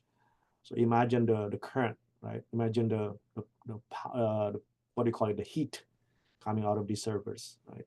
So that's good news for us because that means we can keep our job, right? Keep our career busy. If you're interested in power supply design, that's great, right? That's good for your career because then there's always progress to be made. There's always demand for you to get involved with, and so on and so forth. So for those of you who are interested in DC to DC converters, I would say continue doing it, because there's going to be always some need for us to be able to design better DC to DC converters, right? So with that, I would end my presentation. And if you have any questions, feel free to ask. Thank you, and Assalamualaikum warahmatullahi wabarakatuh. Yeah, Waalaikumsalam warahmatullahi wabarakatuh. Thank you, Professor Taufik, for your insightful presentation about buck converter and multiphase. I'm sure our audience has learned a lot from you today. And in our major in automation engineering technology, we also have study about power electronic, and one of the chapter is about buck converter. We just have learned in last week. Last time I searched for the material for my lecture, and I found a ResearchGate account of Mr. Taufik about buck converter. And many journal article, including Zeta converter. I'm very interested about it.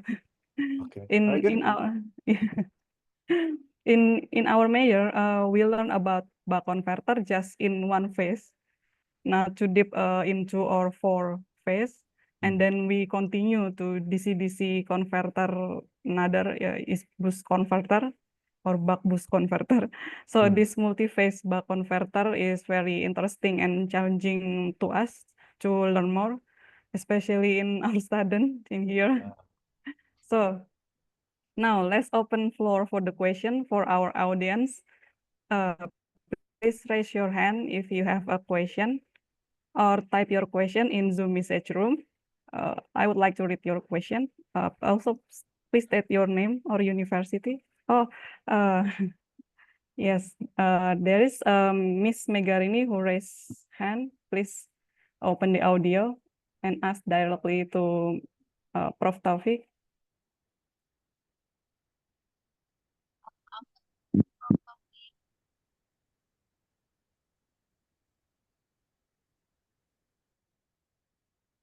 Hello.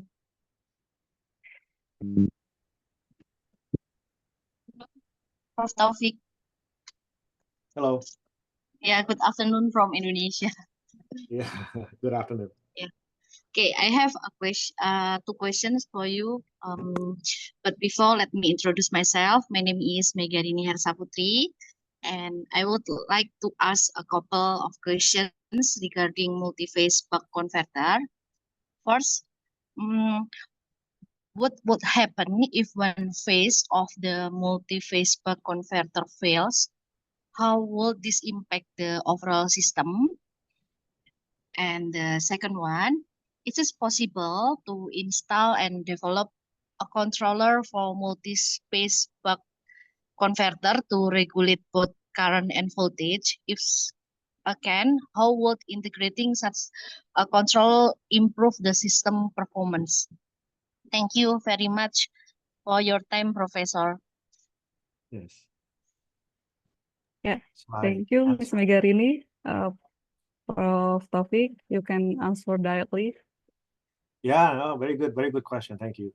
So that's the wonderful thing about putting bucks in parallel, right?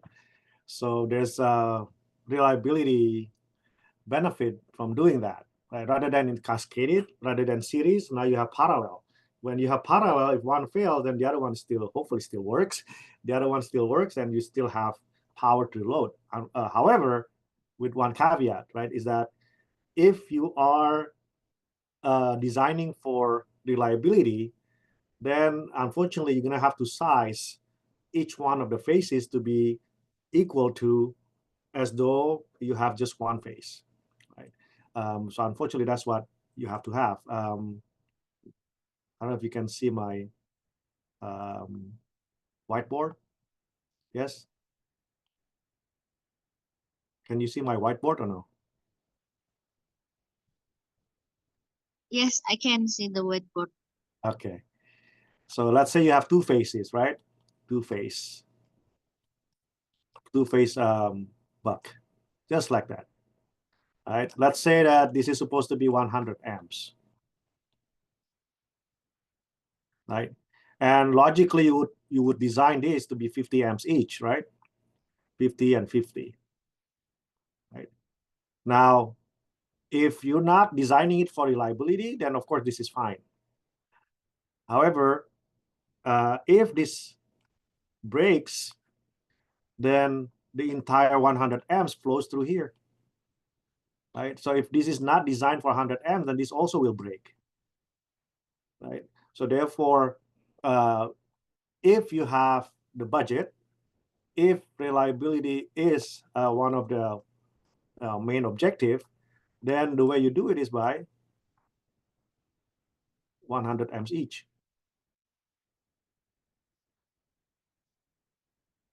So the components that you, especially the MOSFETs, right? The MOSFETs and the inductor, make sure that those can handle 100 amps. So that means if one fails, then the other one still works perfectly, except now you have only single buck. So now you have, you don't have the benefits of multi-phase anymore, but at least you still have power to the load, right? And so that brings me to another, what do you call it, approach, right? So that's why probably for reliability, you want more than two. So that way, when one fails, then you still have multi-phase from two. Okay. So that would be the answer to the first question, is that, yeah, unfortunately, you're going to lose some of the benefits. The phase shifting is going to be messed up a little bit, but you still have multi-phasing between the two remaining converters. And question number two is how do you control the voltage, the current? And so the example that I have earlier, that's actually showing you, let me stop sharing this. Let me do this again. Share number 2 there.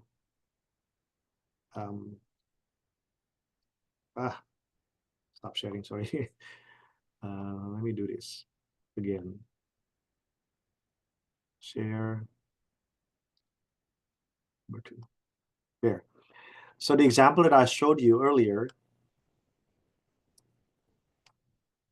which is right here, right? This is a controller that actually regulate the output voltage, right? So the output voltage is 1 volt regulated. Current can be protected if you want to regulate the, not regulate, but limit the current to, let's say, 100 amps or something like that. Then there should be a sensing resistor here. Mine is very hard to see here. I don't see it here. Well, maybe not this one, unfortunately.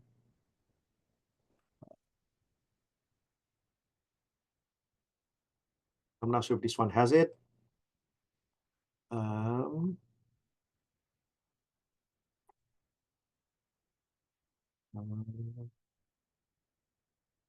Oops. iSense right here. iSense. It is iSense. So there's a pin called iSense.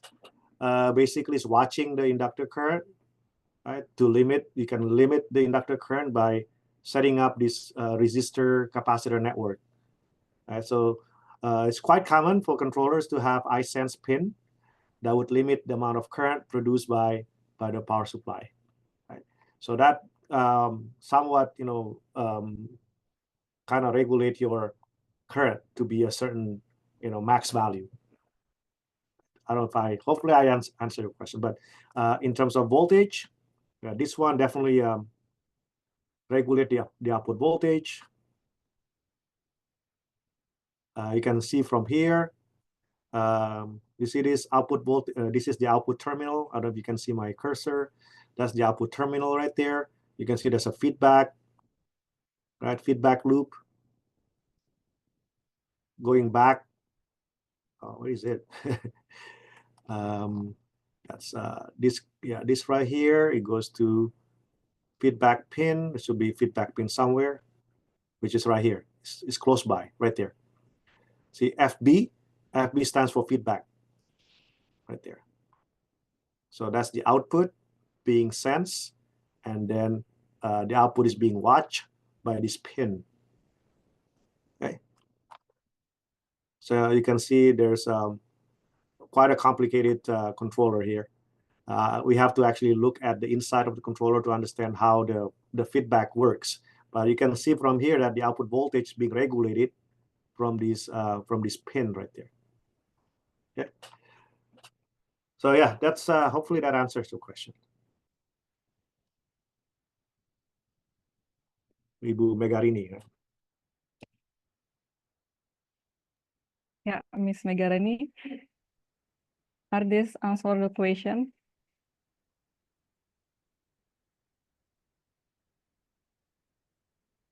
I think. Oh yeah, yeah. I think Okay. that's enough. Thank you, Professor, for the answer. Okay, for another question from Mr. Lutfansyah, there is I think 3 or 4 questions in message Zoom. Dear Professor Taufik, thank you for the whole inspiring discussion. It enhanced my spectrum worldview about power electronic. I want to ask some questions. First, for bulk battery charging case, what's the best buck converter solution type, especially to improve the state of health of the battery itself with low noise, with constant current? And the second question, will there be a significant difference in response in the use of optimization algorithm on each type of converter solution provided? And the last question, some solution focus on the use of switching install in parallel. In the case of high voltage buck conversion in 1200 volt DC to 24 volt DC, will the solution still effective to the use? And the connection question with a lot of switches connection for and higher of 5, do we still need snubber circuit on it? Okay. Wow, that's a lot of good questions. I'm going to try to answer. Let's see. Let's start with the last one first. With a lot of switches connected and larger than 5, do we still need snubber circuits? Your capacitance is going to be big, so your that's another. I didn't want to talk about it earlier because it's going to go into a different type of problems with with multiple MOSFETs. Every MOSFET has output capacitance, right? And you have 5 MOSFETs in parallel, then your output capacitance is going to be 5 times as big. So then you have a big charging current to this capacitor. Now, would that affect? Let's see. That will be a bigger capacitance. That should give you like a lower 1/square of LC. It's going to be lower resonant frequency to some parasitic inductance. And so if that's the case, I would say the problem there would be your charging current into your gate, more so than snubbers. Snubbers, I would say that would be a problem with high voltage type of applications. But if it's a low voltage application and low current or even higher current a little bit, I don't think you need to have snubber, especially if you have low switching frequency type of buck. So I'm not sure what kind of specifications you have, because your question is kind of very general, right? So we have to know more specifics to be able to answer whether or not we need snubber circuits. I don't know if that makes sense to you. So yes, I would say yes if it's high voltage, but if it's low voltage, I don't think you do. The more, what I think will be the common concern, doesn't matter what application it is, common concern with multiple MOSFETs would be your gate drive. Your gate drive is going to be charging so much capacitance that the inrush current is going to be big for your gate drive. So you got to watch out for that. You can slow it down with gate resistance, right? And that could create more loss and so on and so forth. So, so that's the answer to your last question. With a lot of switches connected, will we still need snubber circuit? The answer is it depends. Okay, it depends. So larger voltage, yes. Lower voltage, I don't think so. Yeah, I don't think it is. Parasitic inductance is going to be small, and your capacitance is going to be big, so your resonance is going to be actually slower. Okay. Number 3, some solution focus on the use of switching installed in parallel in the case of high voltage. There you go, high voltage buck conversion, 1200 to 24. Oh my gosh, will the solution still be effective? That would be too much. 24 to, let me calculate real quick here. 24 out of 1200. Oh my gosh, 2%.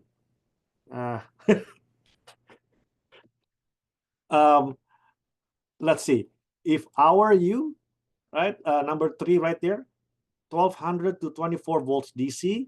If you use a buck converter, just one buck, even multiple bucks, like multiphase, your duty cycle is only 2%. Right? So you're going to be limited in terms of switching frequency, number 1. And number 2, I hope that the question that you're asking does not involve a lot of current, right? Because if it's a lot of current, then definitely you need multiphase. But I think the problem here is not current. The problem is your duty cycle. Your problem here is duty cycle. 24 out of 1200, that's a problem, right? So I would say you either do isolated converter with transformer. That way you have transformer to step down, and then you switch it, or you do cascaded. Right? Again, I'm not sure what specifics you have here, but if you just look at the voltage, definitely the problem is not current. The problem is the very low turns ratio. Okay, so that would be the answer for number 3.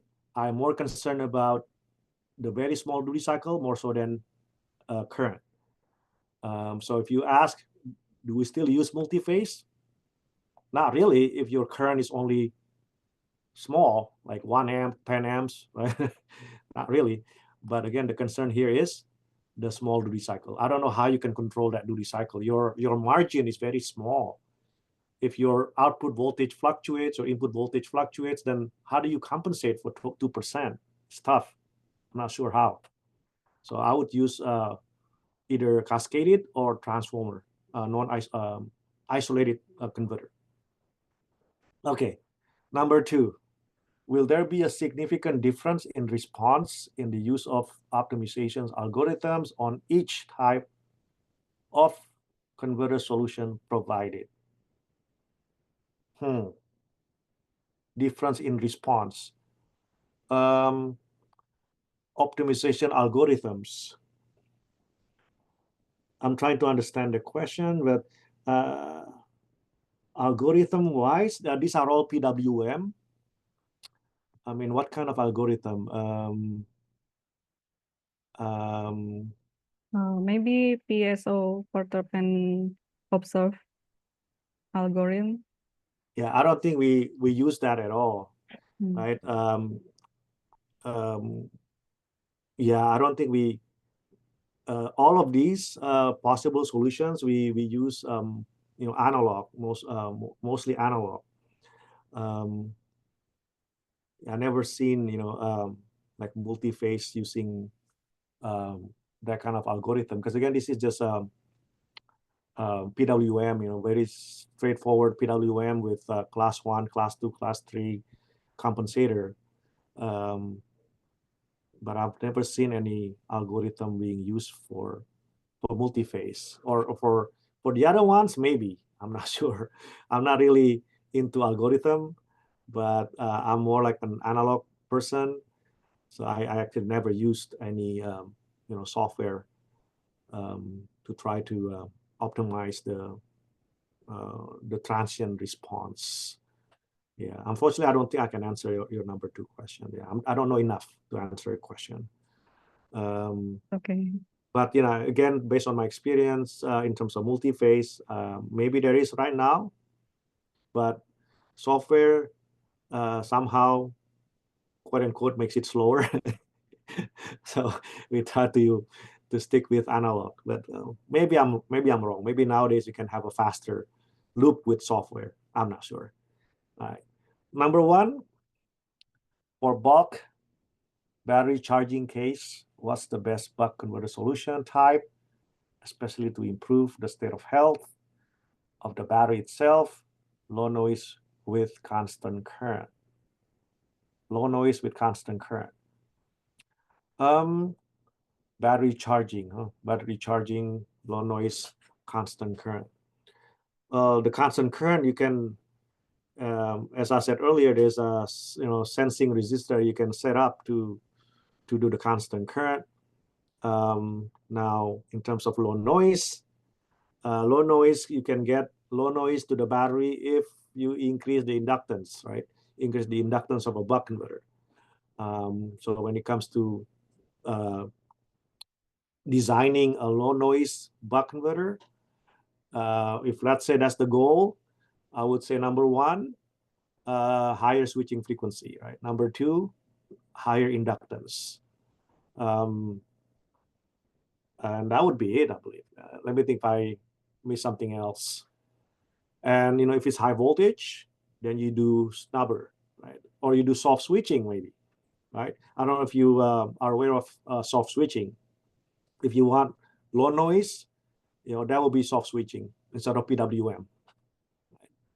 Again, soft switching is going to be another discussion.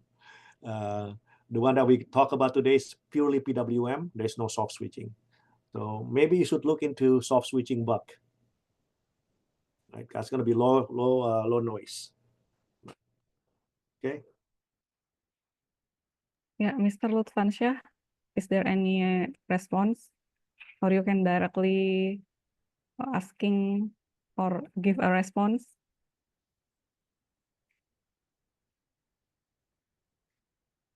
I think for Mr. Lutfansyah, it's enough for the answer, Prof. Taufik. Oh, Mr. Lutfansyah have another question, I think. Yes. Yeah, I see it. Yes. What is the best duty cycle % range for using the synchronous or multi-phase buck converter that you have provided? Oh, yeah, that's in one of the graphs, right? Remember that we can have, like, I can show you again, right? I'll show you again because that's easiest to show. Number 2, share.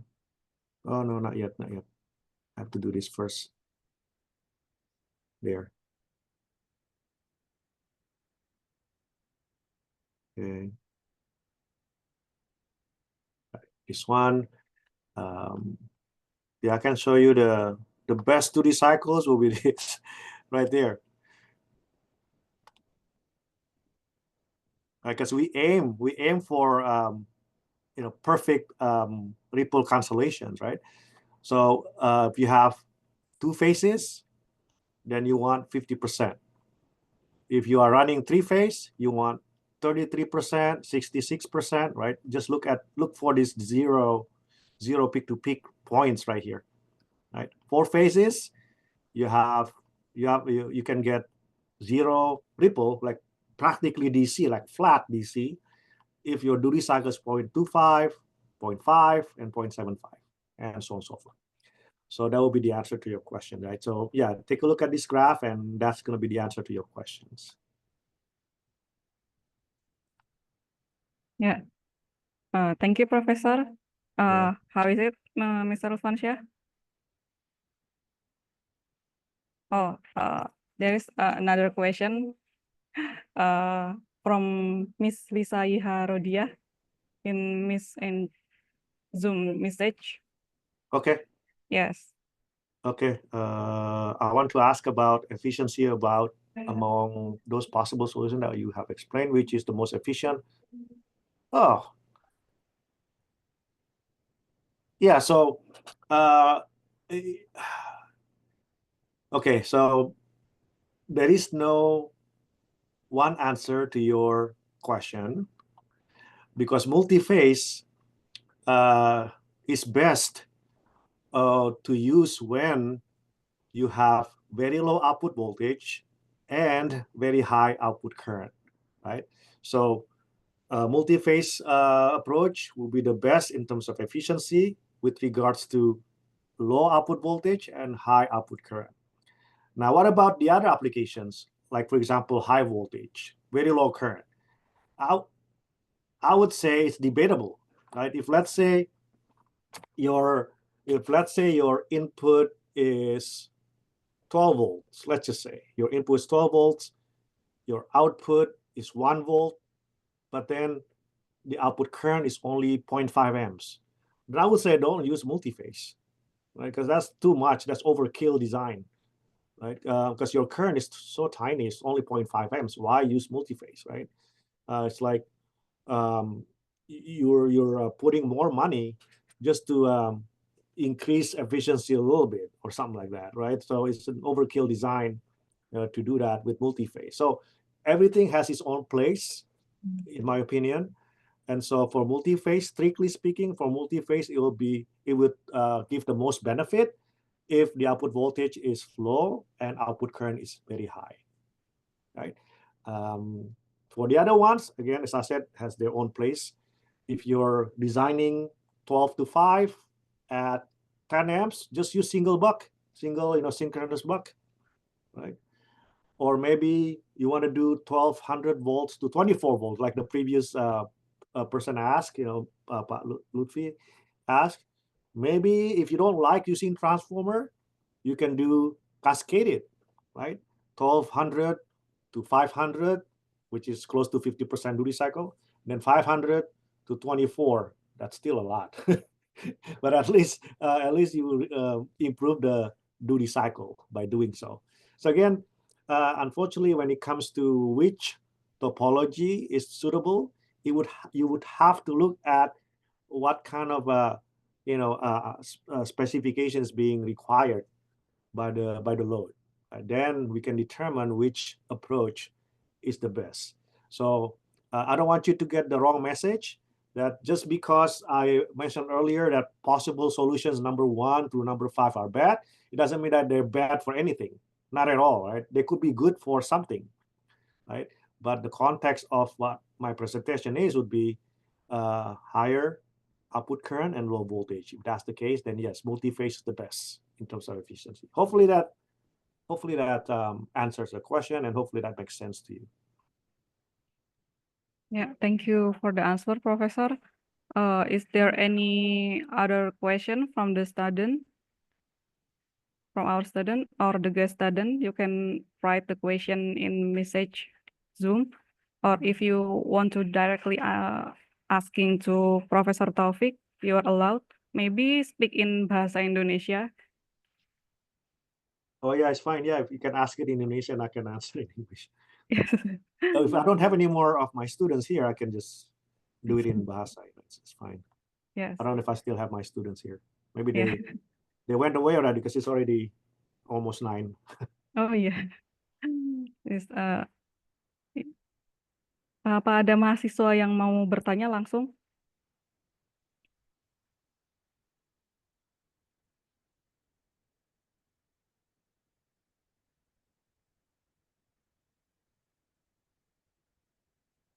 Oh, mungkin jika tidak ada, apa saya yang bertanya, Prof ya, tadi berdasarkan Ya. hasil presentasi.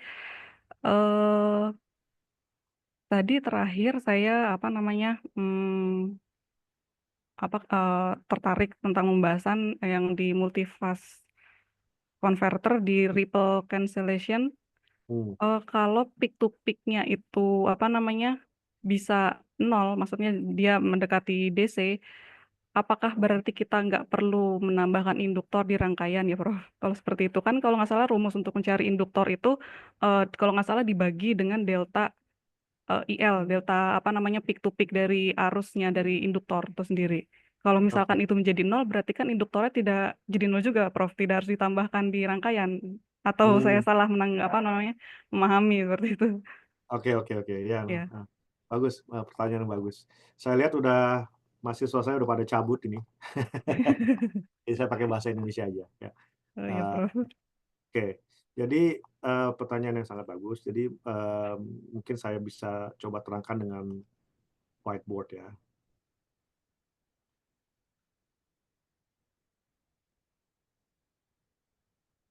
Oke. Ya, jadi tadi itu pertanyaannya, kalau misalnya ripple cancellation-nya bisa zero, apakah bisa nol, apakah berarti kita nggak perlu induktor? Eh, kalau menurut saya, tetap perlu induktor.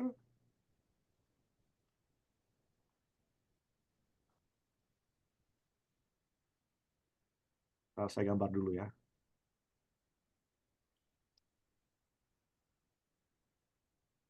Ya, seperti ini kan.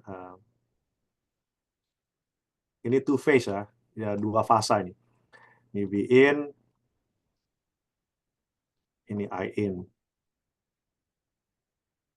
Ini V out, output, ini I out. Ya. Nah, yang ripple cancellation tadi itu terjadinya di sini.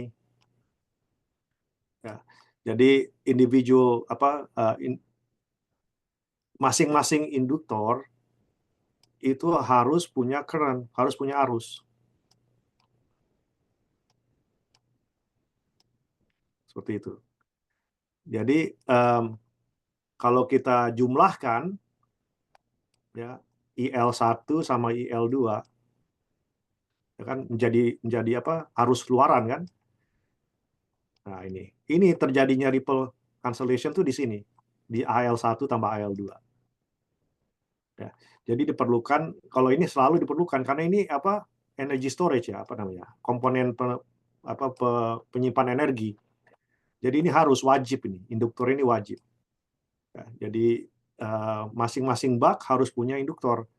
Ya, yang ripple efeknya tadi, cancellation efeknya tadi terjadi pada luaran, pada saat sebelum masuk ke load. Ini kan load kita di sini ya, loadnya. Nah, di situ. Jadi di situ terjadinya. Nah, saya pikir tadi mau tanya, apakah kalau misalnya ada ripple cancellation effect, apakah diperlukan kapasitor? Ya, di sini kan ada kapasitor kan? Ya, betul. Ya. Nah, kalau ini ripple cancellation-nya perfect, ya, output-nya flat, ya, datar aja karena ripple cancellation effect, maka kita tidak perlu lagi kapasitor. Hilang kapasitor, bagus kan? Mantap banget tuh. Ya, jadi secara teori kalau misalnya ripple cancellation effect-nya itu ideal, perfect ya, sempurna, maka output arus luarannya itu datar, DC. Kalau arus luarannya datar, berarti kan nggak perlu kapasitor. Buat apa kapasitor gitu kan? Secara teori ya. Tapi kalau secara praktis, walaupun kita bisa dapat dapat cancellation yang ideal, yang sempurna, kita tetap harus pakai. Cuman nanti kapasitansinya kecil sekali, nggak perlu besar-besar. Bisa jadi nanofarad, bisa jadi ya. Jadi nggak perlu microfarad lagi.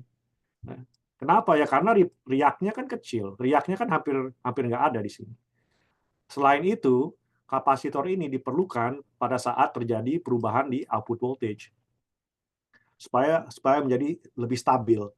Jadi walaupun ini nanti datar arusnya, kita tetap menggunakan ya kapasitor yang kecil lah supaya nanti kalau ada terjadi drop di tegangan, kapasitor ini bisa membantu untuk menstabilkan tegangan. Gitu kira-kira Bu.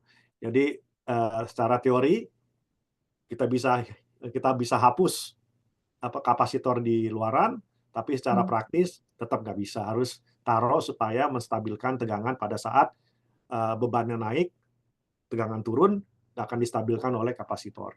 Ya. Ya. Ya betul. Secara teori saya juga baru pikir ya induktor kan emang ada apa namanya arus yang emang harus dijaga di sana, jadi tetap harus ada ya, Betul. ya Prof ya. Harus Ya, ada betul. ya. Ya. Ya. Mungkin ada penanya lain bisa menggunakan bahasa Indonesia jika takut pakai bahasa Inggris. Iya. Mungkin mahasiswa kami atau mahasiswa dari luar silakan bertanya, mungkin bisa nulis di apa namanya di message room Zoom atau mau raise hand langsung seperti itu.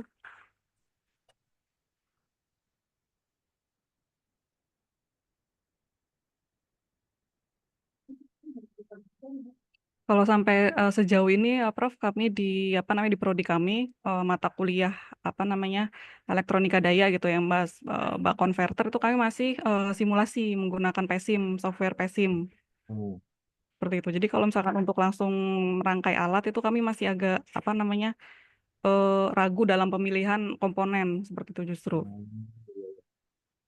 Iya. Pernah pakai LT Spice nggak? LT Spice sebenarnya saya juga baca-baca apa namanya di buku kalau nggak salah punyanya siapa saya lupa pengarangnya itu mau pakai LT Spice, cuma saya nggak tahu mau apa. Saya pikir sama dengan PESIM dengan LT Spice apa Ya. namanya isinya. Jadi kalau untuk elektronika daya itu sebenarnya banyak pilihan. Ada beberapa pilihan lah ya untuk desain ya. Untuk desain kita bikin merancang rangkaian. Jadi tiap perusahaan itu, perusahaan-perusahaan yang memproduksi controller untuk DC to DC, itu biasanya mereka buat software tool buat kita untuk memudahkan mensimulasikan komponen yang mereka jual. Jadi kayak LT Spice itu kan yang buat analog, dulu nama perusahaannya LT, Linear Technology.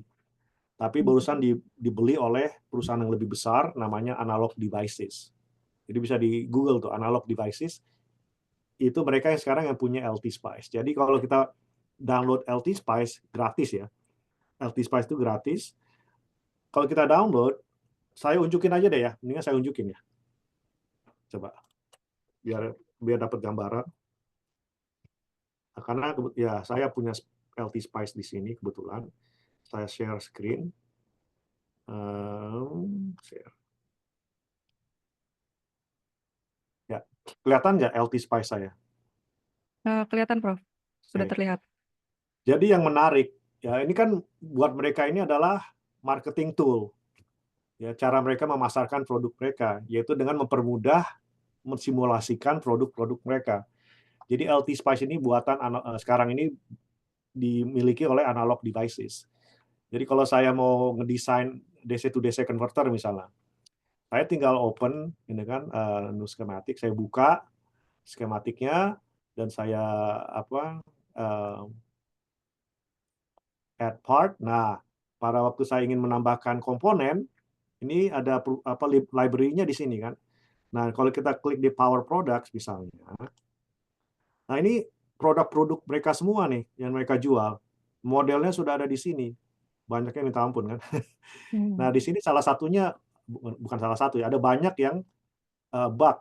Nah, seperti ini kan nih, high power synchronous DC to DC itu. Kebetulan dapat tuh. High bridge dan sebagainya ya. Ada buat bug, ada buat boost, dan sebagainya. Nah, ini produk-produk mereka. Taruhlah ini nih. Kalau misalnya saya pengen mendesain dengan produk mereka yang LT1370HV misalnya ya. Nah, yang bagusnya lagi selain mereka menyediakan model, mereka juga menyediakan contoh rangkaian yang sudah mereka buat. Jadi jangan diklik. Kalau kita klik oke, keluarnya cuma komponennya doang. Tapi kalau menurut saya jangan seperti itu. Kalau menurut saya seperti ini dulu ya. Mana sih? Nah, kalau misalnya saya mau coba ngerangkai dengan LT1370HV. Tapi saya nggak mau nih, karena saya nggak tahu kan desainnya seperti apa. Saya pengen lihat contohnya, contoh rangkaiannya seperti apa. Nah, kalau di LT Spice mereka punya ini nih, contoh rangkaian. Jadi produk LT1370HP, contoh rangkaiannya itu di sini, tinggal diklik di sini ya nih. Di sini open this micro model. open, udah dapat rangkaian, udah dibuat sama mereka. Nah, jadi ini contoh kan, jadi dari sini kita bisa apa namanya meredesign ya rangkaiannya, dan ini langsung kita bisa run ini. Nah, ini boost converter ini. Nah, boost bukan ya? Bentar. Saya lupa, saya harus ngeliat. Oh, ini boost converter, step up. Ya, jadi sudah di run tadi, inputnya 5, outputnya berapa? Coba lihat. Nah itu, outputnya kan sekitar 12. Jadi dia step up ya, dari 5 ke 12. Gitu. Nah, jadi untuk produk-produk dari analog device, kalau misalnya di masa mendatang ingin merancang rangkaian dengan komponen analog device, pakai LT Spice. Kalau misalnya mau pakai Texas Instrument tuh punya simulasi berbeda lagi. Namanya itu TI P-Spice ya. TI P-Spice apa namanya, lupa saya, ntar saya lihat. TI P-Spice. TI P-Spice. Ya benar, TI P-Spice.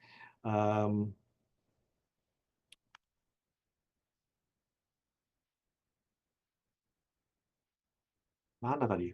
Kalau udah saya buka tadi. Oh, ini dia. P-Spice for TI. Nah, kalau kita download, intinya sama. Nanti kalau kita download, kita gratis nih ya, kita jalani, nanti di dalamnya itu ada produk-produk TI yang sudah ada modelnya. Dan saya kurang tahu mereka pakai contoh-contoh rangkaian juga nggak ya. Saya nggak begitu pakai TI P-Spice ini. Ya itu, seperti itu, Bu. Kalau misalnya mau pakai produk-produk MPS, ini company lain yang membuat controller. Not this one, monolithic power system ya. Mereka juga punya sama softwarenya berbeda, cuman intinya sama, marketing lah ya, untuk memudahkan customer untuk menggunakan produk mereka. Kalau mereka ini pakainya MP Smart namanya. Mana desain? Oh, ini desain. Ini MP Smart.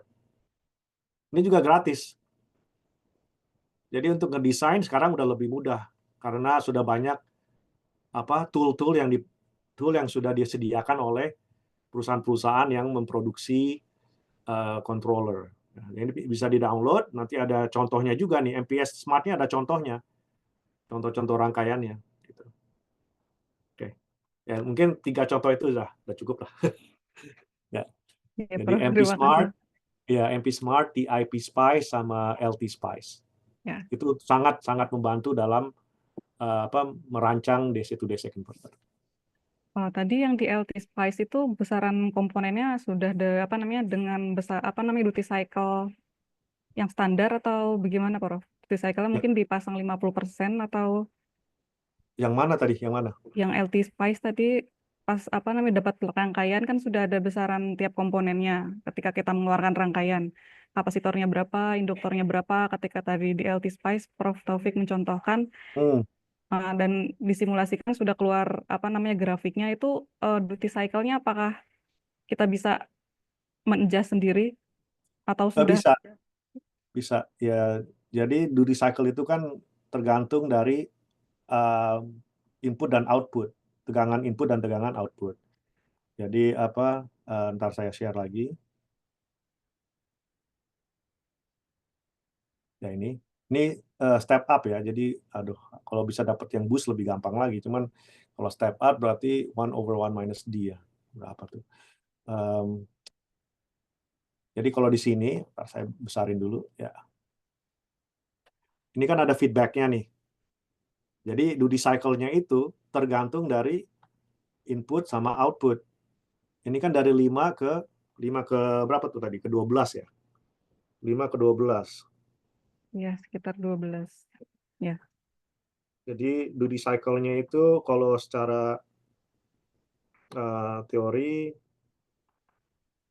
bentar ya. Hmm. V out is equal to V in. Oh, kebalik saya. 5, oke. 5 dibagi 12. Berarti duty cycle-nya itu sekitar 7 dari 12. Jadi secara teori, duty cycle-nya ini 7 dari 12. Dari mana ya? Saya tahunya dari sini. Nah ini. Nah ini ya kira-kira 7 dari 12 lah nih. Nah kalau jadi dia tuh ngesetnya sendiri, dia otomatis. Controllernya udah close loop. Jadi tergantung mau berapa di output voltage, nanti yang menentukan duty cycle-nya tuh di dalam controllernya sendiri. Controllernya akan menghitung berapa duty cycle yang diperlukan, tergantung dari output voltage. Jadi kita nggak ngeset lagi, kita cuma ngeset ininya aja, voltage dividernya ini. Gitu. Ya, oke. Agak sedikit berbeda konsep dari software PSIM, cuman ya dua-duanya punya keunggulannya masing-masing. Mungkin nanti bisa kami pakai, bisa kami adopsi gitu, Prof, untuk perkuliahan. Ya, kalau untuk real world practical design, menurut hemat saya pakai tool-tool yang saya sebut tadi. LT Spice, TIP Spice, MPS, karena itu adalah desain yang real world ya, desain yang benar-benar kita bisa rancang sendiri dan kita buat sendiri gitu. Ya. Oke, Prof. Sepertinya di Zoom message ada yang bertanya lagi dari Pak Lutfansyah. Kebetulan Pak Lutfansyah ini juga salah satu dosen yang mengampu power elektronik.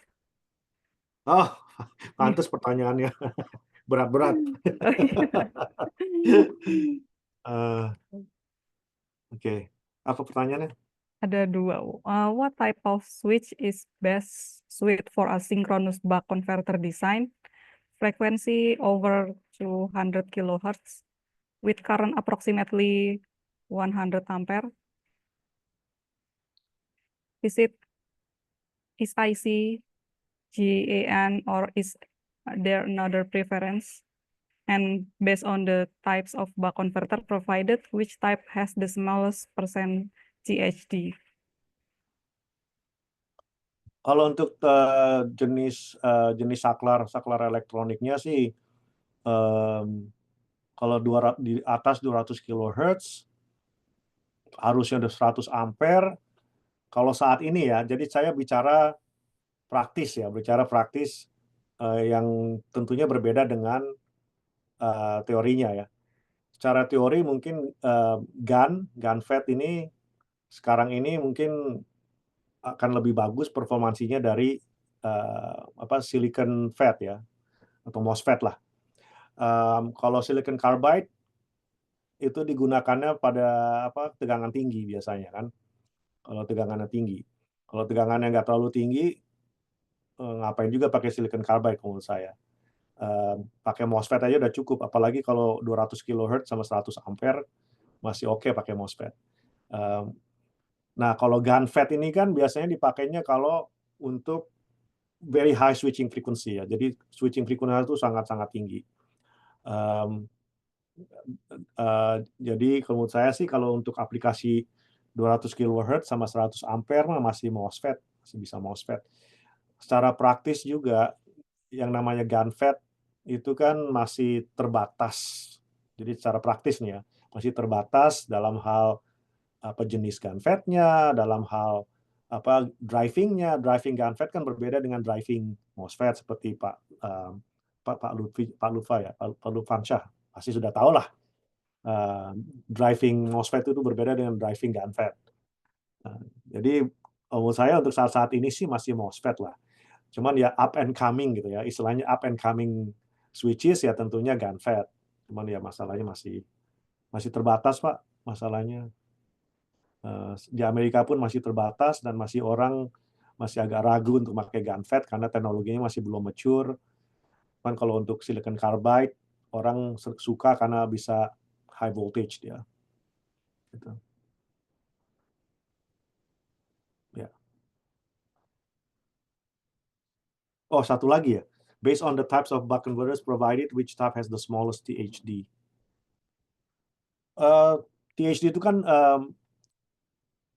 tergantung pada isi frekuensi dari komponen frekuensi dari luaran maupun masukan ya. Jadi kalau kita ngelihat buck converter itu sebagai black box, THD ini kan bisa pengaruhnya ke bagian masukan atau input dan juga bagian luaran atau output.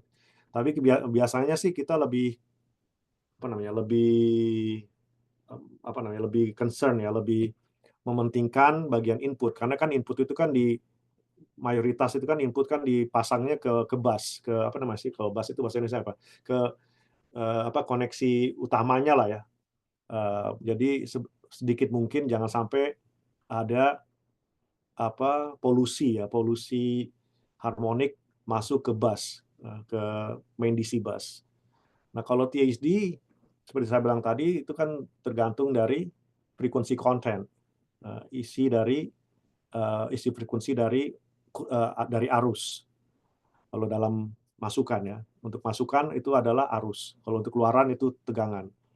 Nah, kalau kita lihat tadi dari teorinya multifasa itu kan sangat bagus karena tadi frekuensi multiplication effect, pengali dari frekuensi.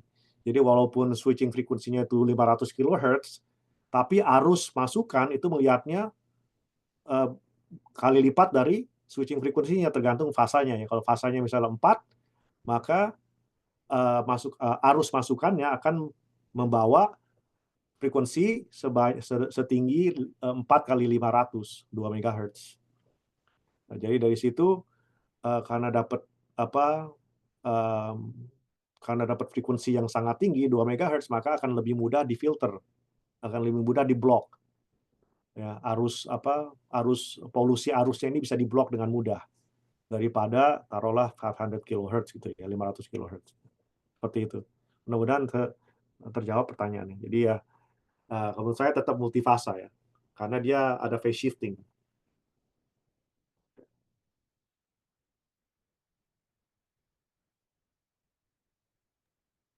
Ya, terima kasih Prof. Taufik atas jawabannya. Ya, kata Pak Lufan, sangat terima kasih dengan jawaban-jawabannya. Mungkin dari mahasiswa ada yang ingin bertanya sebelum saya tutup sesi siang hari ini. Di Indonesia sudah jam 12 siang, mungkin di California sudah hampir jam 10 ya, atau bagaimana? Jam 9 malam. Oh, 9 malam ya. Ya. Pak Lutfan, terima kasih atas pertanyaannya dan amin buat doa-doanya. Semoga kita bisa ketemu di Semarang satu saat, karena memang sekarang saya udah jadi orang Semarang, bukan orang Jakarta lagi. Wah, sangat menarik itu, Prof. Pertanyaan terakhir mungkin dari saya, mungkin mahasiswa, mewakili mahasiswa, untuk studi lanjut di Kalpoli University, Kalpoli Politeknik ya Pak, Kalpoli Politeknik Ya. untuk jenjang doktor. Untuk jenjang doktor, saya kalau nggak salah tadi baca kalau yang doktor belum ada ya Prof ya di sana. Ya, kalau di Kalpoli itu termasuk dari sistem, kalau di California ini mungkin cerita sedikit, perguruan tinggi negeri di California ini terbagi menjadi dua sistem. Sistem University of California sama sistem California State University. Karena California ini kan populasinya banyak, negara bagiannya besar, jadi perguruan tinggi negerinya banyak. Nah, mandat dari gubernur California adalah untuk universitas negeri di bawah bendera University of California, itu mandatnya adalah untuk memperdalam sains, teknologi, memajukan teknologi dan sains. Makanya fokus mereka adalah S3, PhD, research base lah. Ya. Contohnya yang terkenal lah seluruh dunia, makanya reputasinya juga mendunia mereka, karena mereka memang mandatnya untuk memajukan teknologi. Contohnya ya UC Berkeley, UCLA, UC San Diego, yang terkenal lah, itu di bawah UC. Nah, kalau kami ini di bawah bendera California State University System. Kalau UC tadi ada 11 kampus, ada 11 universitas. Kalau di California State University, mandat kami adalah untuk mempersiapkan tenaga kerja. Makanya kurikulum kita berbeda, fokus kita berbeda, Dan kami pun tidak boleh menawarkan, bukan tidak boleh ya, artinya tidak disarankan untuk menawarkan S3. Jadi spesialisasi kita ini adalah S1 dan S2 karena ingin mempersiapkan mereka-mereka yang siap diserap oleh industri. Jadi Kalpoli ini adalah salah satu dari universitas di bawah Cal State University yang jumlahnya lebih banyak. Jumlah kami ada 23 universitas di bawah bendera Cal State University. Jadi contohnya Kalpoli tempat kami, mungkin ada yang pernah dengar San Diego State, ada yang pernah dengar Sacramento State, San Jose State, itu semua adalah di bawah bendera Cal State. Dan kami tidak menawarkan S3, karena nggak boleh. Memang. Intinya jangan katanya. Kalau bahasa Indonesianya jangan ya, oleh mandat gubernur tuh jangan. Jadi paling tinggi S2. Oh, Ya. Senada dengan kami, Prof, di sini kan kami dari sekolah vokasi. Ya. Prodi kami kan teknologi rekayasa otomasi di bawah sekolah vokasi, beda dirjen juga karena dirjennya vokasi ya. Di sini kami kurikulumnya juga beda dengan yang S1 gitu di sini. Ya. Ya memang tujuannya memang mempersiapkan mahasiswa untuk siap kerja. Mungkin dari mahasiswa kami jika ingin ada yang mau lanjut lagi S2 gitu di di Kalpoli, mungkin bisa cari info ya, Prof ya. Oh boleh ya, kalau seperti itu boleh ya. Jadi kalau di Amerika ini, kalau untuk research university, S1 ya, untuk S1, mau dia research university, mau teaching university, atau gabungan, terserah lah ya. Itu udah standarnya ABET lah ya. Jadi, dan di Amerika sendiri sekarang udah nggak ada vokasi. Jadi semuanya udah berubah jadi universitas.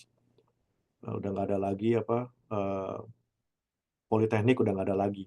Tapi karena kami dulu memang politeknik dan orang-orang udah mengenal kami dengan nama politeknik, akhirnya tetap kami pakai namanya, gitu. Ya, karena udah terkenalnya dengan nama politekniknya. Contoh yang lain kan yang mungkin pernah dengar sekolah namanya Virginia Tech ya. Pernah dengar nggak Virginia Tech? Pernah, Prof. Ya, Virginia Tech kan nama panjangnya Politeknik, Virginia Politeknik. Nah, tapi karena mereka terkenal dia dulu Virginia Tech, ya udah orang-orang nyebutnya Virginia Tech aja. Padahal namanya ada politekniknya itu. Dan banyak lagi lah, Rensselaer Politeknik, ada lagi RPI, itu kan politeknik, sekolah riset. Padahal politeknik, tapi sekolah research yang lumayan top gitu kan. Jadi di sini memang kebanyakan yang ada nama politekniknya itu karena bawaan dari dulu ya. Dalam arti udah terkenal namanya dengan politeknik, ya akhirnya mereka nggak mau ninggalin namanya. Sama kayak Kalpoli di sini, nggak mau ninggalin namanya gitu. Jadi ya seperti itu. Ya. Kami di Indonesia yang sekolah vokasi itu vocational itu biasanya juga masih nempel ke universitas induknya, Prof. Kayak kami kan masih nempel ke Undip gitu. Tapi yang politeknik sendiri itu kayak si Polines itu ya dia satu sendiri, namanya belum university, masih politeknik seperti itu di sini. Betul. Ya. Kayaknya kalau di Indonesia sih mungkin masih perlu ya politeknik ya. Kayak di Amerika ya zaman dulu juga kan perlu politeknik. Kalau saya melihat situasi Indonesia kayaknya masih perlu lah politeknik. Perlu. Ya. Karena masih butuh banyak tenaga kerja ya, Prof, di sini. Iya, perlu. Kalau menurut saya sih masih perlu di Indonesia. Iya. Oke. Baik, Prof. Berhubung waktu juga sudah melebihi, harusnya kan kami selesai jam 12, walaupun tadi juga mulainya ngaret 15 menit. Ini sudah memasuki akhir acara. Terima kasih sudah sharing dan membawakan materi-materi yang kami juga butuh gitu untuk sharing atau mengetahui lebih lanjut tentang power elektronik khususnya di buck converter. Terima kasih sudah mau datang dan berbagi kepada kami, Prof. Gitu. Kami juga bisa bertanya-tanya terus, khususnya yang dosen-dosen gitu, Prof. Soalnya tadi yang nanya malah dosen-dosen semua. Saya suruh mahasiswa mungkin takut, saya suruh bahasa Indonesia nggak mau nanya juga gitu. Padahal kalau di kelas mereka nanya gitu.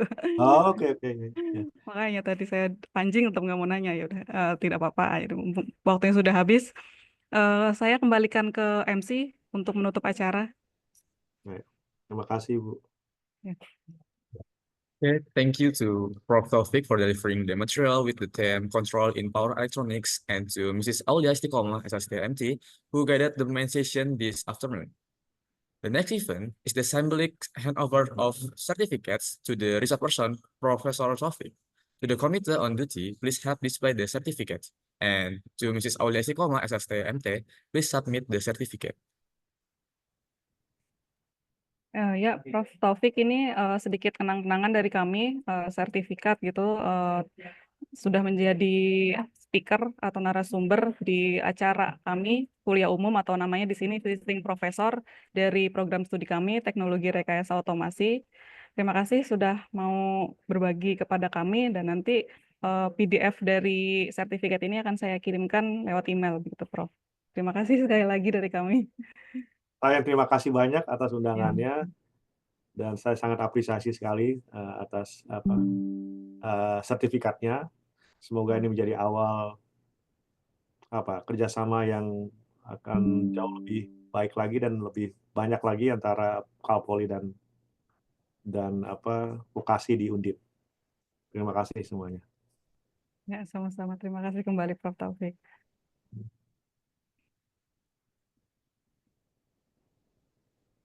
Silakan kepada MC untuk meneruskan acara. Okay, thank you to Mrs. Aulia Fikoma STMP for the symbolic handover. Excuse me, Prof, with your permission, may we publish the recording of today's webinar on the Automation Engineering Technology YouTube channel, Prof? Absolutely, yeah. Go ahead. Yes, that's fine. Thank you, Prof. Yeah. And we have reached the end of the event. We would like to express our deepest gratitude to Professor Taufik for the very useful knowledge that has been shared. Hopefully on another occasion, we can meet again to learn and share further knowledge. Thank you very much for the knowledge that has been given Prof. Taufik. And before this event closes, we remind to all participants to fill the attendance link that has been provided in the Zoom meeting chat column, especially for the student of the Automation Engineering Technology Study Program to fill, because this is so important to obtain a certificate.